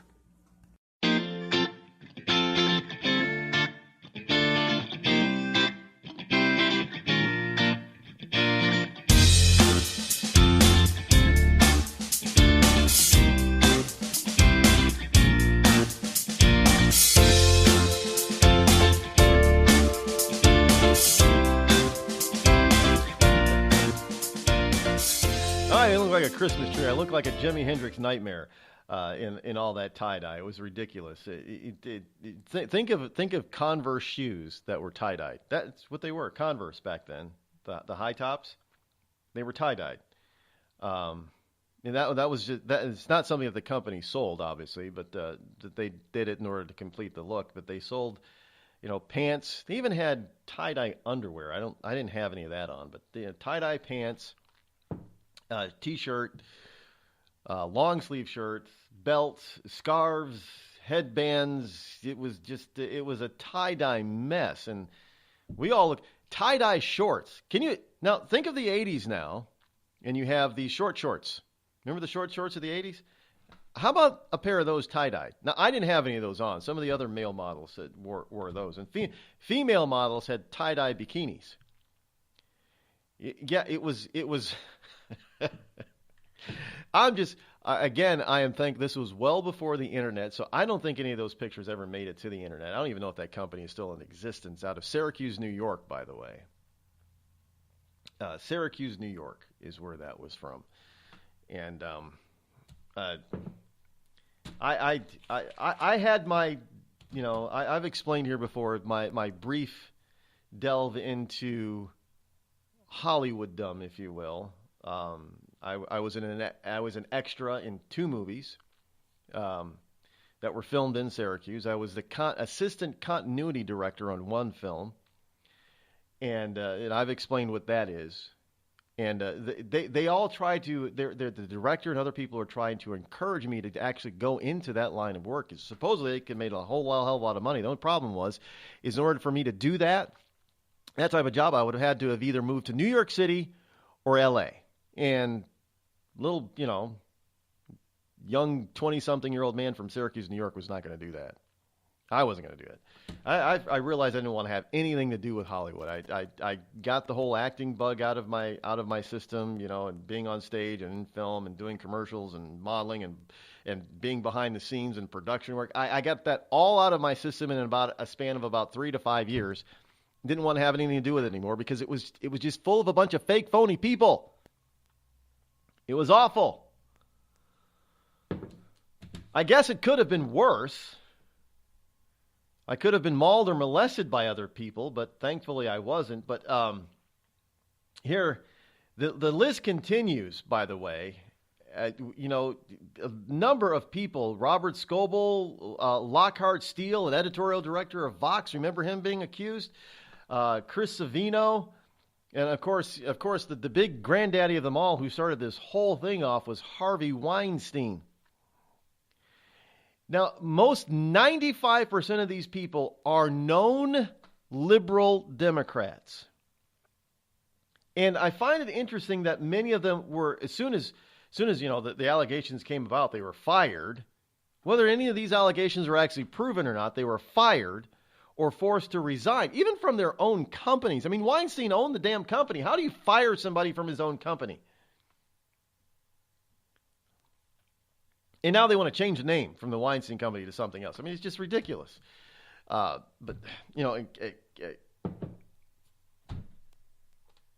Spacey being cut from movies now. Louis C.K. having his movie could be permanently suspended. This is just amazing stuff. But some of these people, you question whether or not that this stuff is accurate against them or not. Or is this fodder? Is this fluff to make people think, well, obviously this is regular business out in Hollywood and most of it's probably not true, so who cares? It was just another quiet Saturday at the Johnson home. Honey, have you seen the hammer? It's in the garage. Oh, no, not the garage. Later that same day... Dad, I can't find the bicycle pump. Son, I'm afraid it's in the garage. The garage? Then the following Tuesday... Howard, where's the car? It's in the garage. Does your garage look like a giant yard sale without the yard? Do you cringe at the thought of entering your garage? Then you need Crest Garage Cabinets. With one phone call, those wonderful folks at Crest will come out to your home, design the best combination of cabinets for you, and install them quickly and professionally before your very eyes. It's a miracle. And unlike other companies who ask for a down payment or money up front, you won't pay a penny until your Crest cabinets are installed to your satisfaction. So call Crest today, toll-free at 1-800-548-2848. That's 1-800-548-2848. And you'll never fear going into your garage again. And now, a message from the American Migraine Foundation. It's an absolute nightmare. I was terrified. It was like your head's gonna explode. Migraine is a disabling disease. Just all of a sudden couldn't see. Migraine has ruined my life. Absolutely terrifying. There's pain that does not stop. It's a throbbing, pulsing, banging, hammering feeling in your head. 36 million Americans suffer. I started getting migraines around 5 years old. Just takes over everything. I feel trapped by migraine. It hurts like my head's gonna fall off. And the whole world around you stops. My world has gotten small. You feel like the world's closing in on you. There's nothing you can do. I had spent a year housebound. It's like you're trapped in your head. There's no escaping it. You can't leave your body. Don't suffer alone. Make your move against migraine. Visit AmericanMigraineFoundation.org to find help, learn more, and get connected. The Red Cross responds to nearly 66,000 disasters every year, most of them house fires. Red Cross President and CEO Gail McGovern says you need to develop an evacuation plan and practice it, especially with your children. It takes just 2 minutes for a home to be engulfed in flames. Practice those drills. We all think our kids know what to do. They don't. We need to teach them. We have started a large campaign where we're going into vulnerable communities and helping install smoke alarms. Already 92 lives were saved, and 4 of those lives were saved by a 5-year-old girl who remembered what we taught them during these fire drills, and she got her family out. We also have a slew of free apps that people can download onto their smartphones. It's what to do in every kind of disaster you can imagine, how to prepare and how to recover. To help support all the Red Cross does and to make a financial donation, go to redcross.org. That's redcross.org. It's Thursday night, and you're grabbing drinks with some friends. Started off with a pitcher for the table, which quickly becomes 2. There's pool. And there's the photo booth. All right, everybody squeeze in. Say cheese! Followed naturally by an order of wings. And another. Can we get some extra ranch sauce? Then there's the ceremonial nightcap. So what are we doing this weekend? And lastly, it's back to the car, which, if you're buzzed,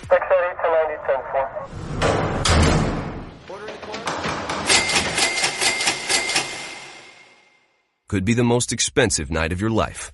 Getting pulled over for buzz driving could cost you around $10,000 in fines, legal fees, and increased insurance rates.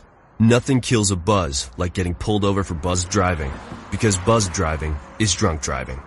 Brought to you by the National Highway Traffic Safety Administration and the Ad Council.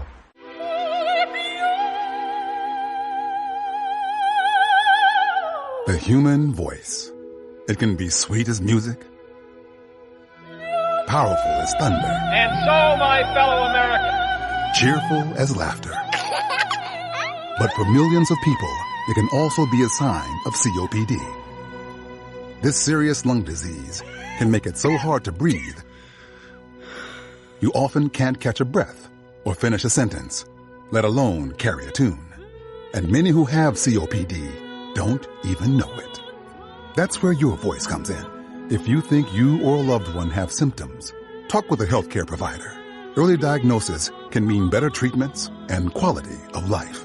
Join us in raising our voices for the millions with COPD who can't. Learn more, breathe better at NIH.gov.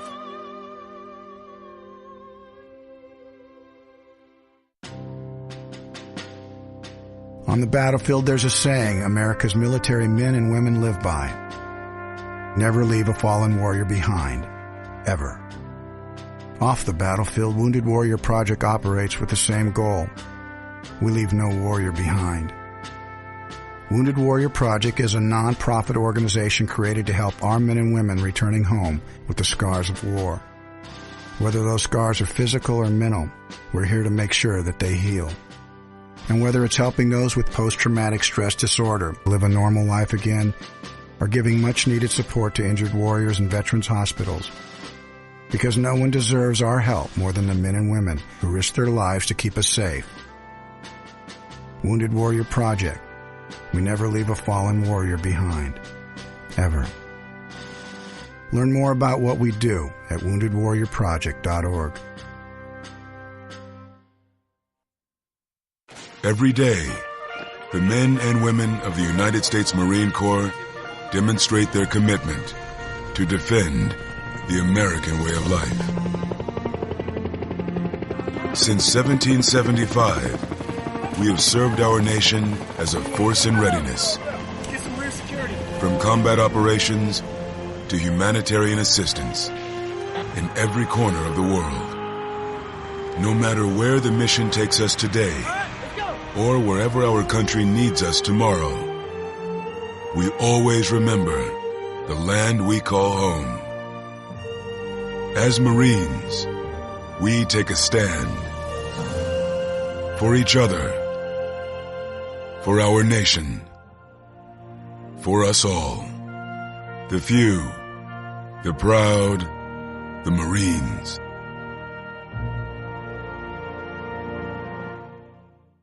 You want to know what time it is? It's time to bring the rain. Zinc Media. Feel the power of knowledge.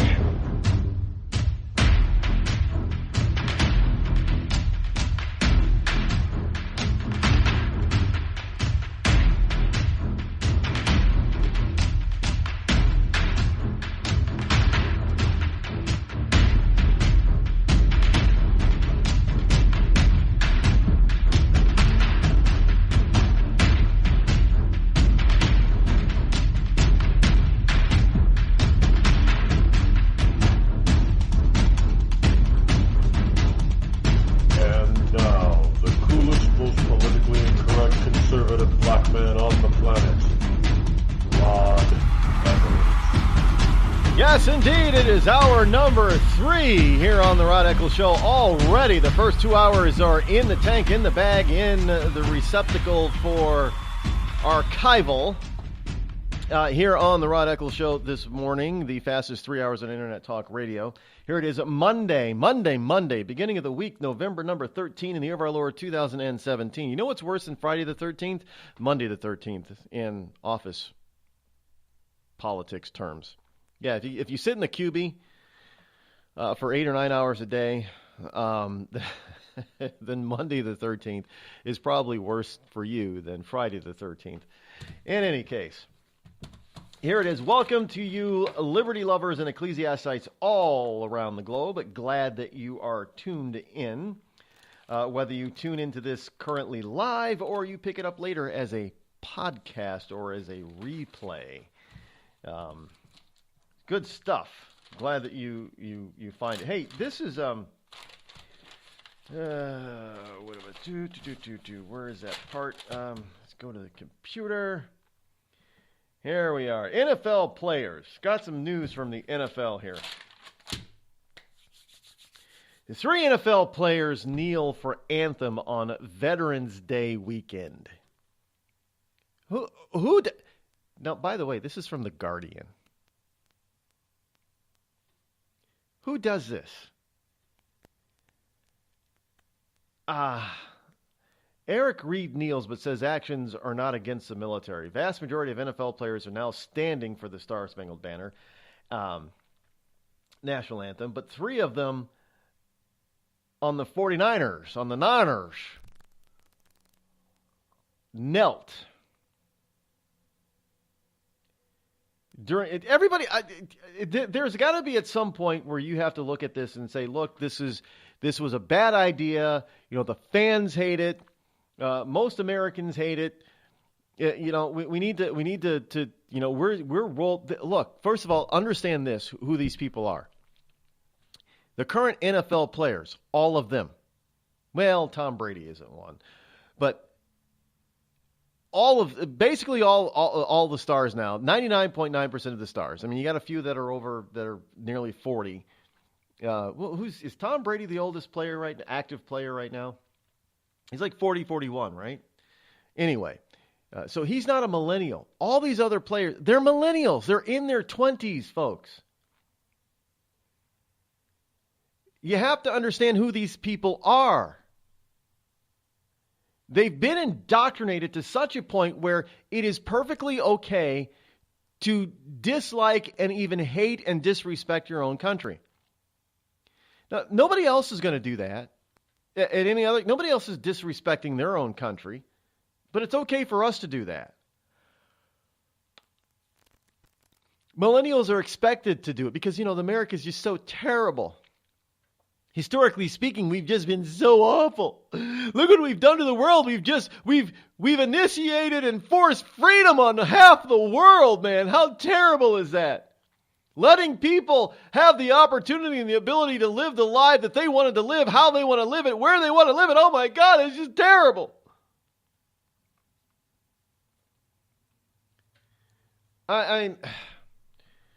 So 3 NFL players still knelt for the anthem over the Veterans Day week. How is that not a dig at military? When you're taking a dig at your country, you're taking a dig at your military and your politicians as well. You're taking a dig at everybody. The vast majority of the American people. Look, the American people are getting it. They got it. They don't like what these NFL players are doing. You don't like it at all. As a matter of fact, the Bears-Packers game, usually a packed house game, a long-standing rivalry between Green Bay and Chicago. I mean, one of the greatest sports rivalries there is. I mean, not a violent one, but as far as just fair play is concerned, there hasn't been a whole hell of a lot of animosity between Bears and Packers, but it's a great rivalry. It's kind of like on a less violent sense, it's kind of like the Red Sox and Yankees. They're packed stadiums every time certain two teams meet because of the long-standing sports rivalry. The NFL and Packers game, the stadium Soldiers Field was half empty. There were a lot of empty seats for a legendary, storied sports rivalry game. They were empty. Half the stadium just about was empty. That's not good, folks. It's not good at all.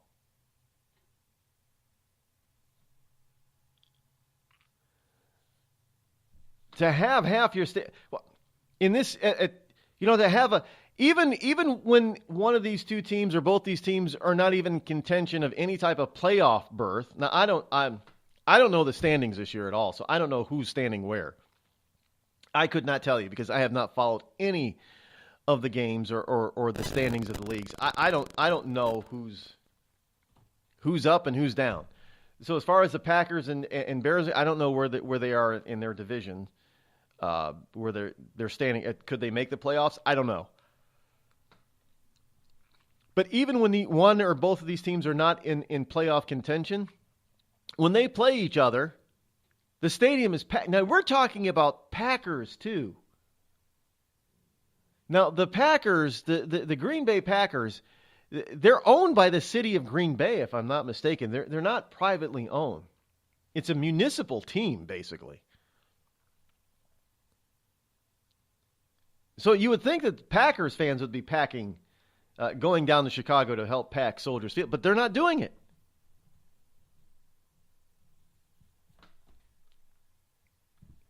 So this is not good. This is terrible. This is not good for the NFL. But at the same time, you've got Roger Goodell. This is some ridiculous stuff here, people. I mean, committee to talk Roger Goodell contract.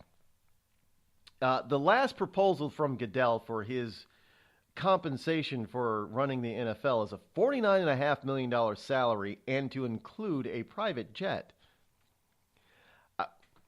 $50 million salary plus a private jet?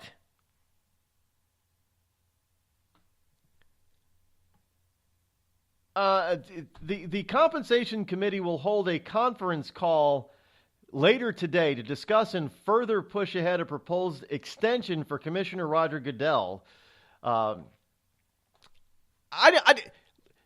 He's overseeing the decline of the NFL, and they want to have this guy as their commissioner. As Trump would say, he'd be fired faster than, well, you know what. The conference call, first reported over the weekend by the New York Times, comes after Dallas Cowboys owner Jerry Jones voiced his displeasure about the contract extension that the committee has been discussing. The call also gives the committee a chance to do what it believes is right. What is right is for you to fire Goodell. In my opinion, that's what would be right. You don't give this guy $50 million in a private jet. You don't give him $50 million in a private jet.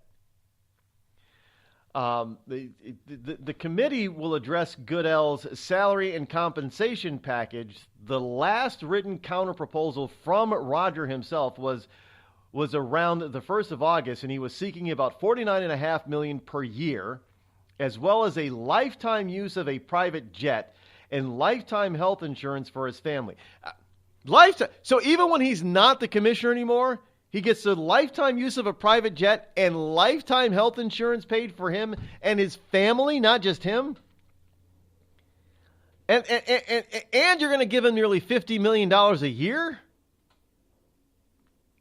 And he's overseeing the decline of the NFL by lower television ratings and lower stadium ratings, or more and more seats are going unfilled. And there's also, I had another story here. There's another story here. Advanced sales of annual tickets, season tickets, are down. Well, because people usually, you have to go and you got to try to beat everybody else out at trying to get your season tickets for next season, because the best seats will be taken if you don't pony up the cash. Well, the advanced sales that are usually pretty high at this time of year are way down. Some NFL teams, according to this report, are down 50% season ticket sales compared to last year thus far. That's huge. This is what Roger Goodell is doing, and he's demanding a $50 million a year salary, plus lifetime use of a private NFL jet, plus lifetime health insurance pay. If you're making $50 million, can't you pay for your own damn health insurance coverage? I mean, think about that, folks. Lifetime health insurance for his family, while he's pulling down a salary of $50 million a year.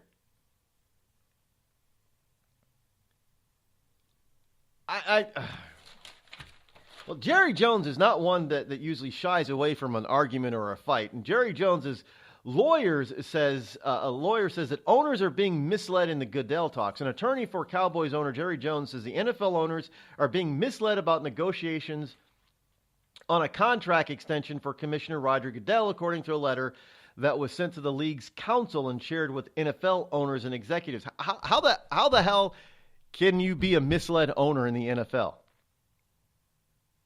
I'm sorry, Mr. Jones. What are they being misled about? They're being misled about the extent of his compensation package that Goodell has counter proposed. That might be, I guess, and they haven't fully read the full counter proposal. That could be it. But I don't know how else they could be misled. Now, I'm not an NFL owner, so I don't know the ins and outs of the daily operations of each team and the league as a whole. But I don't know, as an owner of a multi-billion-dollar enterprise, franchises, multi-million-dollar. I mean, these are teams that are worth when they sell these teams, which is a rare occasion. I mean, they go for $150 to $300 million easy. These are multi-million-dollar franchises, annual, franchises. The league as a whole is a multi-billion-dollar enterprise. How can you be a part of the leadership of that type of organization and be misled? I don't know. I don't know what Jones is saying they're being misled about. But I mean, if they're being misled, they can't be being misled by the success or failure of the league as a whole right now, because all you got to do is just go to the stadium and open up your own damn books and see that all your sales are down, that your stadium seats are going unfilled, that your annual sale of your season tickets are down, that your TV ratings are down, and that you've got major sponsors who are either cutting back or demanding refunds because there's no ratings. So what could you possibly be misled about? And you're watching your players totally destroy your league by kneeling when the vast majority of Americans don't like the protest of kneeling the national, because everybody believes, rightfully so, that it is not a dig against just the cops. It's a dig against the country as a whole, which includes the fans and the military. Military is full of a bunch of football fans too. I don't know how you can be misled by that, but okay. Tired of paying outrageous prices for Viagra? Well, we have great news for you. Now you can finally get Viagra at huge discounts. Healthy Man allows you to save up to $500 on Viagra. Why pay U.S. pharmacy prices of $15 per pill or more when you can get Viagra for less than $3 a pill? Call today and get 40 Viagra pills for only $99. This can cost as much as $600 at your local pharmacy. You can't afford not to call us. If you want Viagra at the lowest prices, never pay $15 a pill pharmacy prices again. Get Viagra for less than $3 a pill. Call 800-595-2614 today and save up to $500 and get 40 pills for just $99. Healthy Man is fast, easy, and affordable. Operators are waiting at 595-2614 to take your call now. Call 800-595-2614. That's 800-595-2614. Again, 800-595-2614. It started with a knock, but it wouldn't end there. What happens in the story next, many wouldn't understand, and most wouldn't believe. 5 + 2 = Perfection by Samuel Rosette Jr. is a must-read. The scriptures within are reminders of the ancient past, and yet intriguingly infuses with texts which stand on the edge of the stage of relevancy. Available online at Westbow Press, Amazon, Books A Million, Barnes & Noble, and SamuelRosetteJr.com. We've all heard of male enhancement, but now there's an expert on true male enhancement in the areas that really count. In Herb Ellis's book, Husband 2.0, Real Male Enhancement, you'll find answers to questions like, why doesn't she want to have sex? A quick start, quick results workout guide, plus what you can do as a side hustle to make money now. With all the great tips in this book, every man can benefit. Get the book, Husband 2.0, Real Male Enhancement, on Amazon.com.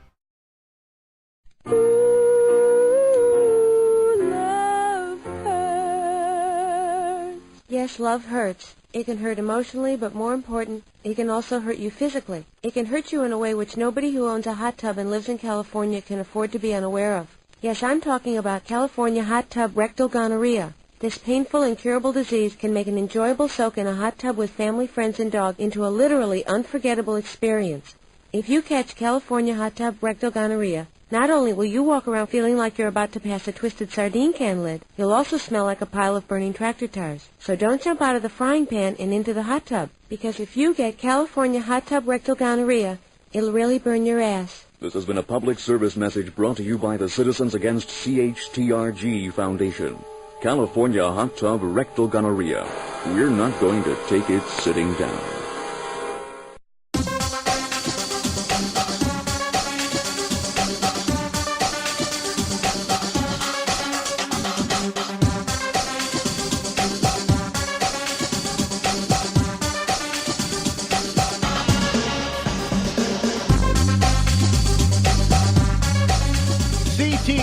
is still in the news. Yes, that football, that brain damage that happens from playing football, I guess, is back in the news again. We have this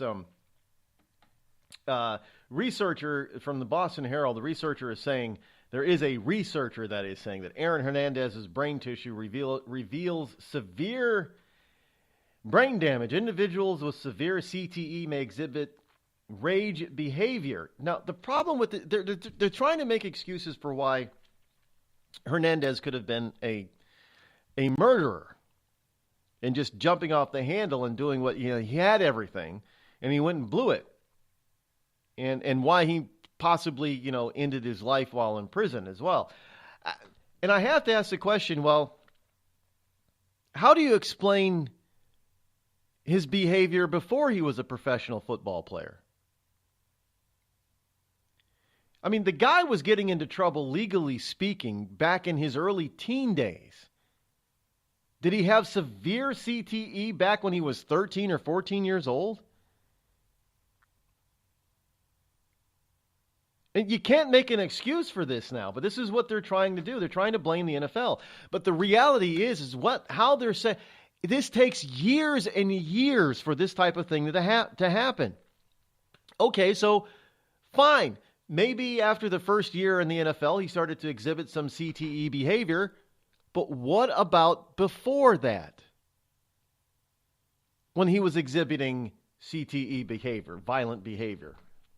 You can't blame it on the NFL, but this is what the family is now suing for, and the Patriots. They're saying, well, look, this is the NFL's fault. It's not the NFL's fault.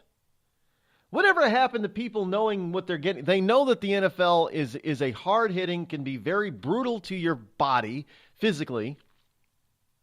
Everybody knows. You know what? It's about as bad as going in and saying, oh, boxing causes CTE, so now all boxers can sue the Professional Boxing Association. That's the most ridiculous thing I've ever heard. We all know about being punch drunk, right? Yeah, we know that boxing, if you get hit too many times in the head too hard, you're probably going to have some brain hemorrhaging or brain damage.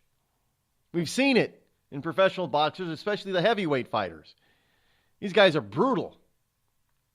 And you're going to start seeing it in the ultimate fighters, even worse, because ultimate fighting, is really brutal on the entire body, not just the head.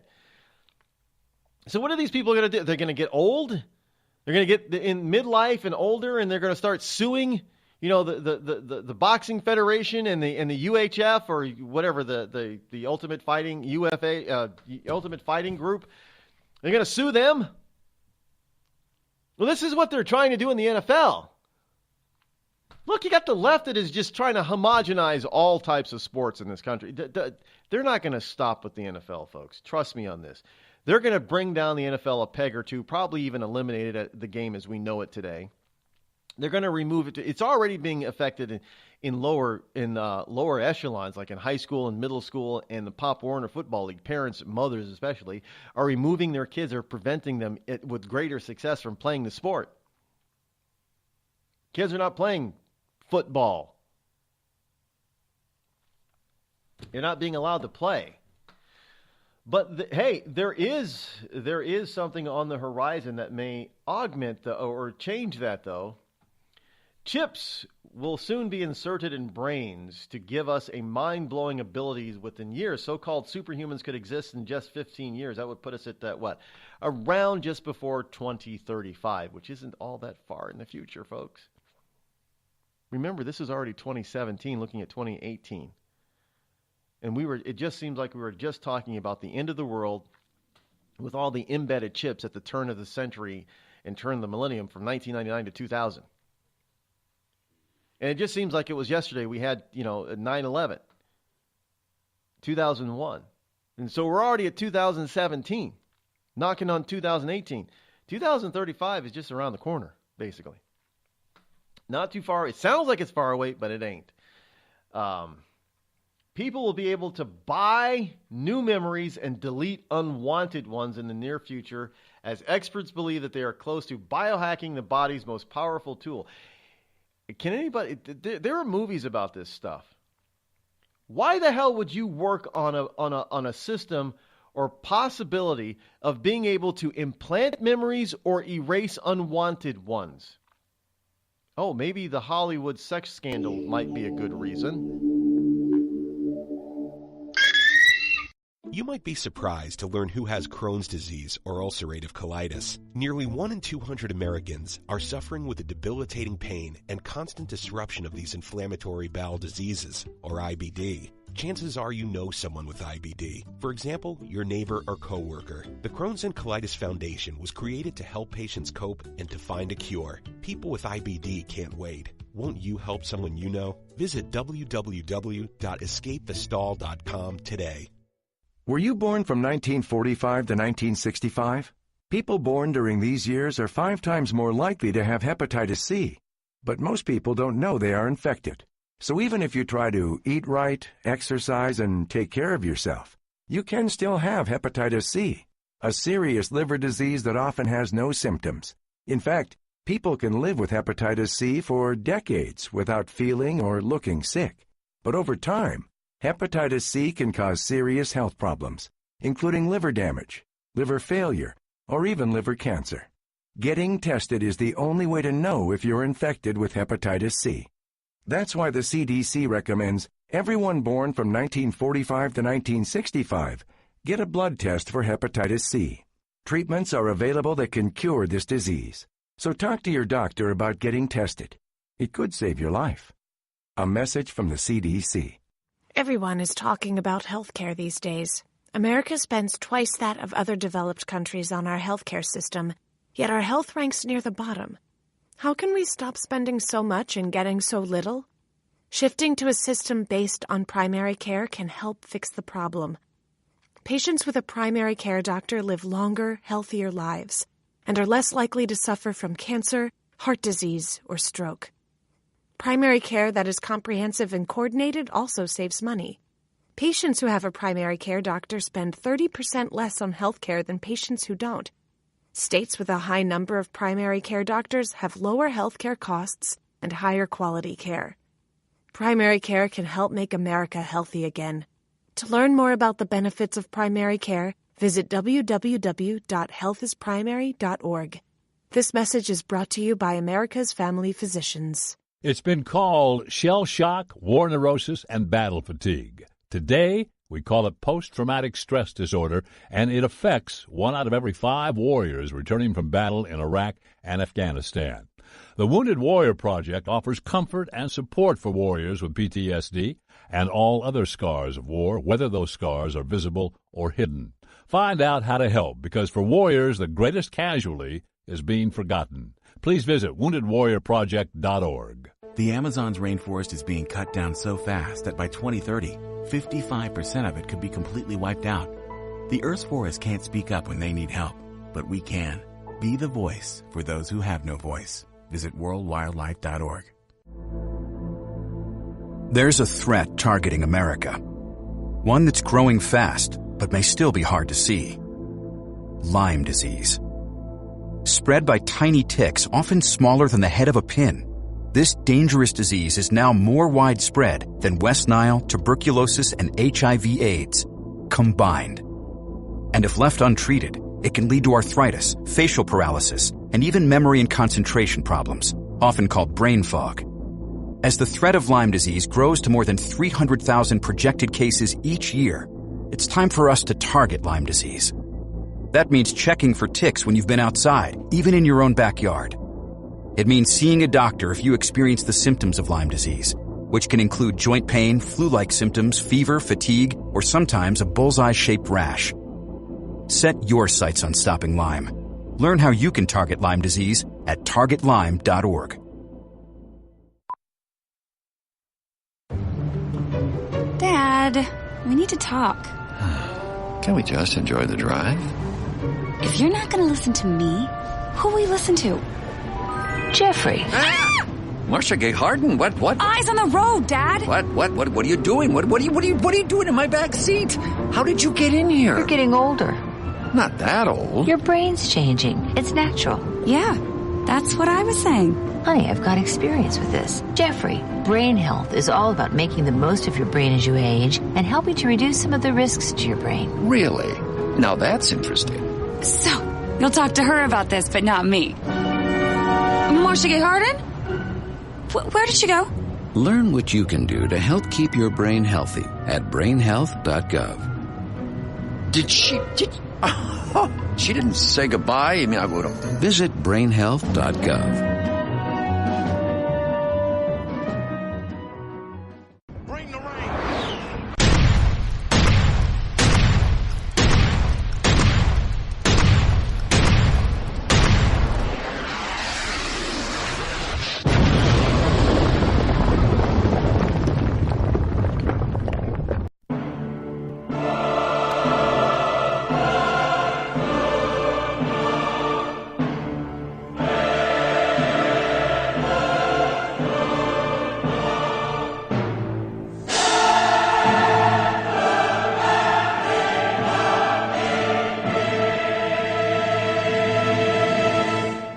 Listening to The Rod Eccles Show.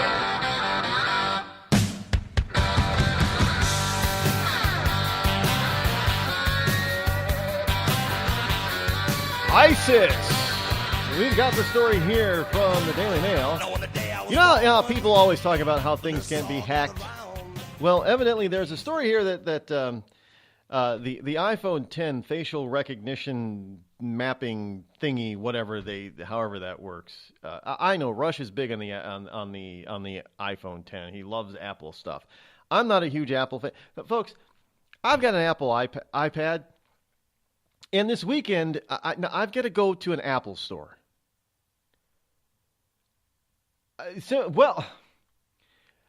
I'm not going to say that other tablets are better than the iPad. As far as a tablet is probably, the premier thing. It's I still think it's overpriced, but it was given to me as a gift about 3 years ago, so I'm not complaining about it. But here it is 3 years later. It's not working as well as it used to. And no, it's not because memory's been used up, because I've cleared a lot of stuff out of there, so it's got a lot of extra memory now. So it's not the memory problem. But now all of a sudden it locked me out the other day. Over the weekend. It said because the owner of the device with an iPhone pressed the locate device on it. Now, I'm thinking, first of all, the person who gave me this never attached any iPhones because he bought a whole bunch. He bought like 20 of them to give out as gifts that year. And I was a recipient of one of those. So he didn't, and he's never owned anything Apple before, let alone an iPhone. Now, and I said, did you get an, but even if he did get an iPhone, there's no way for him to connect it to my device because he would have gotten the iPhone after he would have given this as a gift. But I asked, I get this really strange thing. Did you buy an iPhone or something? He goes, no, I don't have anything I in my house or my office other than the stupid iPads. But it said I got locked out because somebody was trying to find it with their iPhone. I don't own an iPhone. The only thing I have Apple besides the iPad is an iPod Nano. I don't know how old that thing is. Just goes, I know there are people that love Apple. I'm not one of those people. Well, come to find out, I guess there were some people, because, everybody was saying, Apple wasn't saying it, but so many people, Apple fans are saying, well, yeah, this can't be hacked. I even have people tell me, yeah, the new iPhone 10, you got to get it because it can't be hacked. Well, somebody's hacked the new iPhone 10. They hacked it. And what makes it worse is because people are going to think that their phone is or their devices, and Apple is considering putting that type of technology in all of their products. So everybody's going to think that they are so secure and start putting all kinds of things without taking extra precaution, and people are going to be hacking into these things. Now, look, I'm telling you, my iPad, for whatever reason, got hacked because I don't own anything else Apple. How is it possible that the damn thing locks me out? And then, for whatever, my iCloud, you got to set up an iCloud account. That's another thing I hate. It's kind of like Google crap. But for whatever reason, my password doesn't work. So, well, maybe the ID's wrong? Nope, got the ID right. And it's using an email account I've never heard of before. So what does that tell you? The account got hacked, folks. Maybe not my individual iPhone or iPad, but somewhere along the line, my account got hacked. on Apple. Because the password has changed, email address has changed.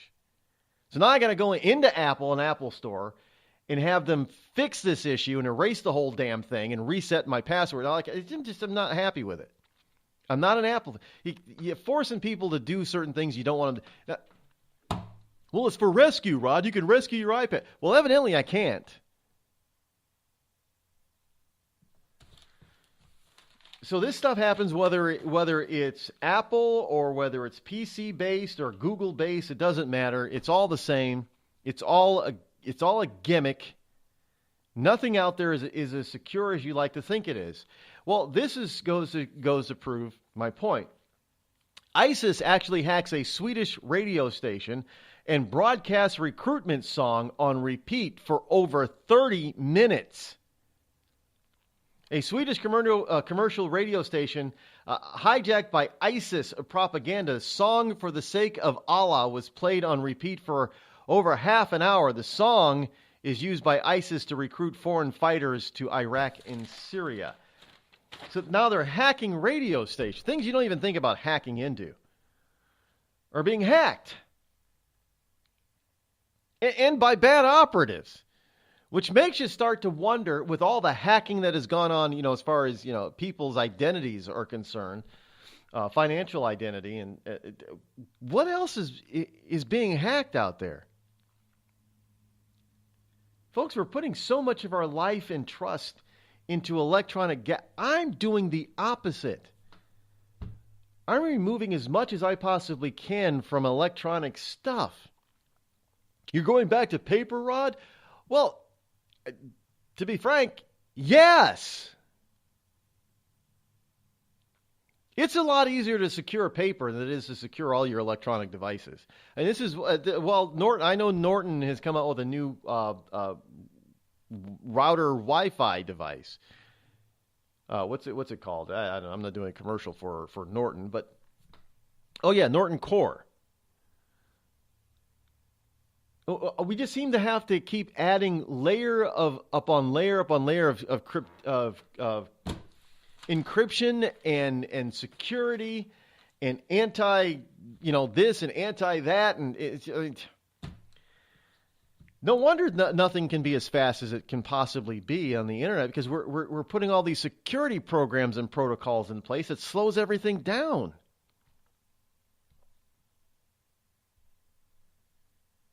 And why is that the case? Well, because we've got so many people out there who want to hack and who want to steal or take over your devices. So ISIS this is just the first. Can you imagine now, our electric grid? Because we're so heavily dependent on a massively outdated, centralized electric grid system, power system. And everybody wants to double down on this. We want to keep building big centralized power plants, and even bigger, instead of decentralizing this whole thing. I don't know what it's going to take for us to finally wake up and say, look, nothing is as secure as we think it is, and nothing is ever going to be as secure as we want it to be.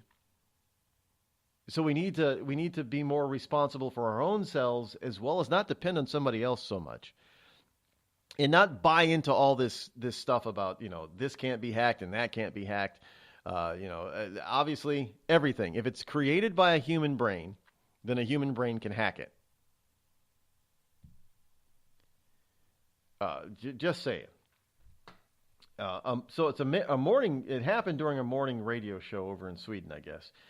A morning radio show in Sweden was suddenly interrupted by ISIS propaganda after unknown assailants hijacked the ether on a Friday morning.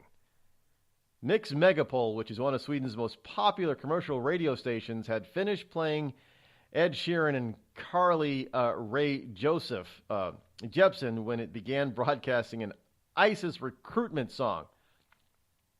Thousands of listeners in southern Sweden were subjected to, For the Sake of Allah, a song ISIS uses for its recruitment of fighters for over 30 minutes. Yeah. Anyway, so ISIS takes over. Somebody, Either somebody within the station or ISIS themselves actually took over the radio station for about 30 minutes. In Sweden, of all places. Sweden. Well, what's that tell you? I guess you better not go to Sweden. Terry McAuliffe, by the way, with the past election, Terry McAuliffe's 2020 bid, according to the Washington Examiner, looks stronger after Virginia election sweep. You know, these lefters are still considering the win last Tuesday as a major victory for Democrats. And I've already pointed out why it's not a major victory, because they didn't gain anything. I guess it's a major victory because they didn't lose anything. Democrats didn't lose anything. But they really didn't gain anything extra. And they didn't do anything that wasn't unexpected. Now, I'm not talking about the lamestream media version of expectation, because we see in all the other special elections, you know, the expectation was the Democrat was going to win, and the Democrat in every one of those lost very badly. No, this was highly expected by just about everybody. There was nobody that was surprised by the Virginia gubernatorial race. Nobody. No Republican, no nonpartisan, no moderate, no middle of the road, no non-political. Nobody was surprised by it. Everybody expected the outcome as it was. They expected no diversion. They didn't expect there to be a blowout, but they didn't expect there to be a very close race either. It was probably only as close as it was, 8 points if you want to call that close. It's probably only as close as it was simply because of the fact that this liberal Latino group played that stupid TV commercial with a Republican jumping into a big truck trying to run down kids. But anyway, but they're trying to spin this as being some huge thing, which is going to give Terry McAuliffe a boost on his 2020 bid for the Democratic nomination for president. Now, Governor McAuliffe, who's been stuck at the bottom of all the 2020 presidential polls, said that he saw, or says, I'm going to do it in a Virginia type of way, he saw his political stock soar last week when his party scored a huge election victory, cementing his legacy and giving him a platform to run on. What huge victory or platform? Again, this is the Washington Examiner, so take it for what it's worth. Certainly Tuesday night was a triumph for McAuliffe, who looks like a potential, if not likely, presidential contender. His pitch is simple. We took on Trump in Virginia and won. They didn't take on Trump. They did. Nobody that was a Trumpster was running for governor in Virginia. Trump didn't beat Hillary in Virginia. Hillary won Virginia. How the hell do you take on somebody that didn't even win? Or didn't even have a candidate? I mean, these people are just grasping for straws. Mr. McAuliffe, how is this a referendum, a national referendum on President Trump, when Trump didn't win Virginia in 2016? There wasn't a candidate running, pro-Trump candidate running for governor's office this time. How is this? This is like, no, this is ridiculous. Talking about spin-meistering. But this is giving false hope to Democrats. Here's another story here. Politico. Democrats smell opportunity in the South after Virginia rout. There is no rout.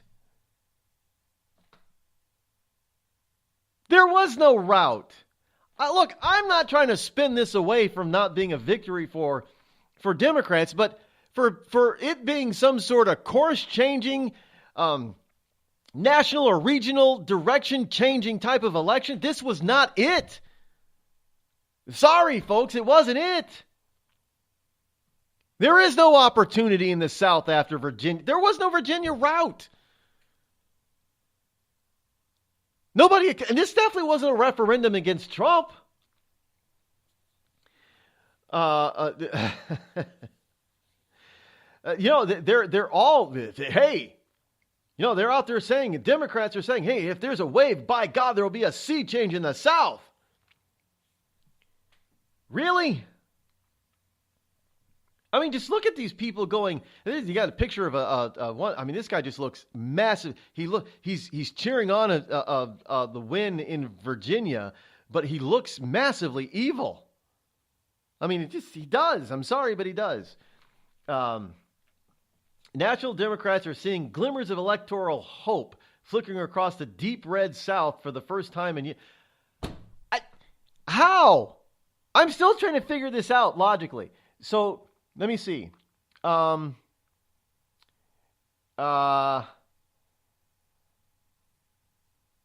didn't. There was no pro-Trump candidate on the ticket in Virginia. Everybody, their brother, their sister, even their blind uncle and dumbfounded, 5-year-old niece expected the election in Virginia to go just the way it did. But somehow, this is a national referendum against Trump and the beginnings of a rout in the South for Democrats beating Republicans. And they're still talking about this almost a week later. And they're ratcheting it up about how much of a victory this is for. This is the only thing they've got. I mean, honestly, this is the only thing. There really wasn't much change anywhere within this election cycle, this off year election. New Jersey went to a Democrat, but again, that's because they were running a Christie, wannabe. Governor Christie's hated in New Jersey right now. That was just a dumb move on the Republicans' part to run a Christie wannabe. And here in Manchester, New Hampshire, well, they did some electioneering legally. They just moved in a bunch of people into Manchester that beat the incumbent. That's all. There was no change of heart. I mean, honestly, you can't be out there admittedly going for massive property and other types of tax increases in the city and get elected in a state where people are very tax averse. How do you do? You're on right. 4.5% property tax increase for 1 year. It was turned down, but how do you get elected by offering that? Well, you have to bring in people that are just going to vote for you no matter what, which is what they did over the past 4 years in Manchester. And so I call it election rigging, but the legal way. It's just nonsensical, folks. There's no hope in their eyes whatsoever. We'll be back to wrap it up.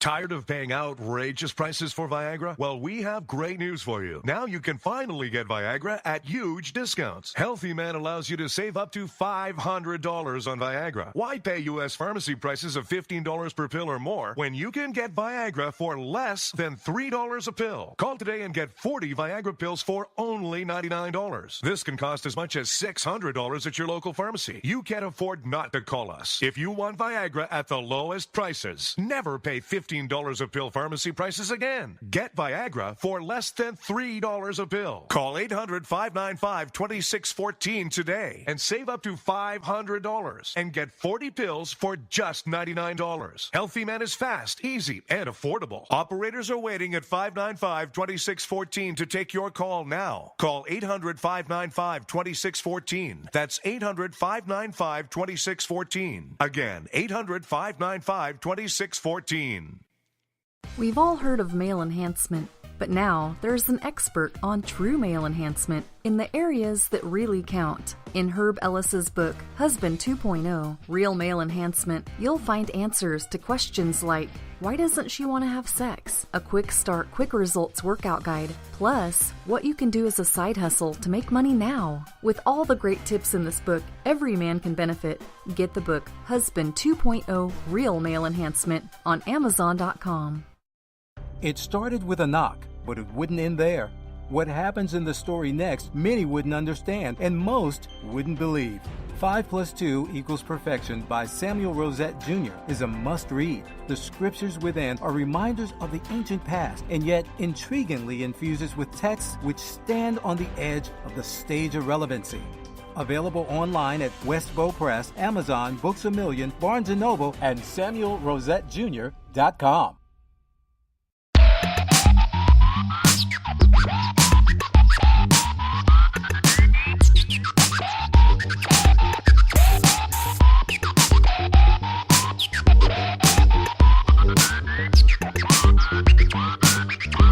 There is a way for the Democrats to make some inroads in 2018, and that's if the Republicans don't do their job. If the Republicans don't pass a reasonable tax overhaul bill, then it's, all bets are off. However, I know you got a lot of people out there on the left that are touting this as the proposals in the Senate and in the House as benefiting the rich. Well, I don't know how you introduce a new secret tax bracket of 46% and still say that it's benefiting the rich. But okay, Senate plan could increase taxes on some middle class workers. Well, how's it going to increase taxes on some but not all? The Senate version and House bills, Senate and the Senate bills and House bills would make the child tax credit more generous, meaning those at the lower echelon would benefit most. While the Senate version is somewhat more favorable to the middle class, both would disproportionately favor high earners. Well, yeah, if you give a 1% tax cut to those who make $1 million, it's kind of a lot of money for them. Where a 1% tax cut for somebody earning, $50,000 is not so much. I mean, it's still a good chunk of money, but still not in the proportionary language. 1% of $1 million is a lot more than 1% of 50,000. So some would say that that's disproportionate. It's the same rate, but they would say it's disproportionate because the real raw numbers are so vastly different. But you also cannot give a tax cut to somebody who doesn't pay income taxes in the first place. You can increase benefits, in other words, government handouts, but you cannot cut taxes for people who don't pay taxes. Well, that's what Democrats always want to do. They want to give more handouts and call it a tax cut. But it's not a tax cut for these people. So the Republicans really need to come about and put together a package and pass something now. Forget the fact that they don't want Trump to get the credit. If they do nothing at all for anything, then they're the ones that are going to suffer come time the ballot time in 2018. And it may not be good as a whole. The country could have another fit like they did when they voted for Obama. Against George W. Bush. We see how well that went. Yeah, not so well. In any case, got a lot more. We'll continue this tomorrow, folks. We're not done yet. The week is just getting started. So go out there, have yourself a wonderful, memorable Monday afternoon. We'll be back here tomorrow to do it all over again. So see you in about 21 hours. Thanks for tuning in. I'm Rod Eccles. I'm out.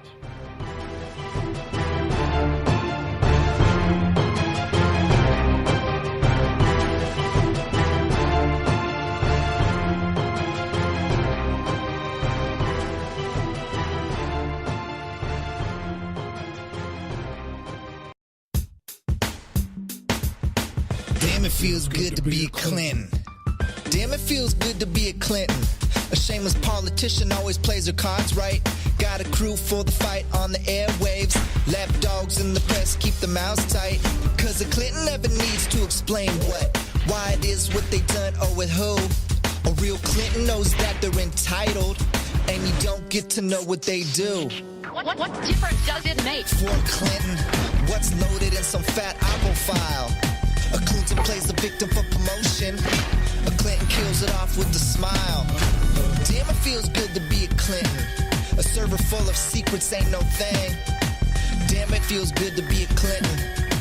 Nothing ever hits with the sting.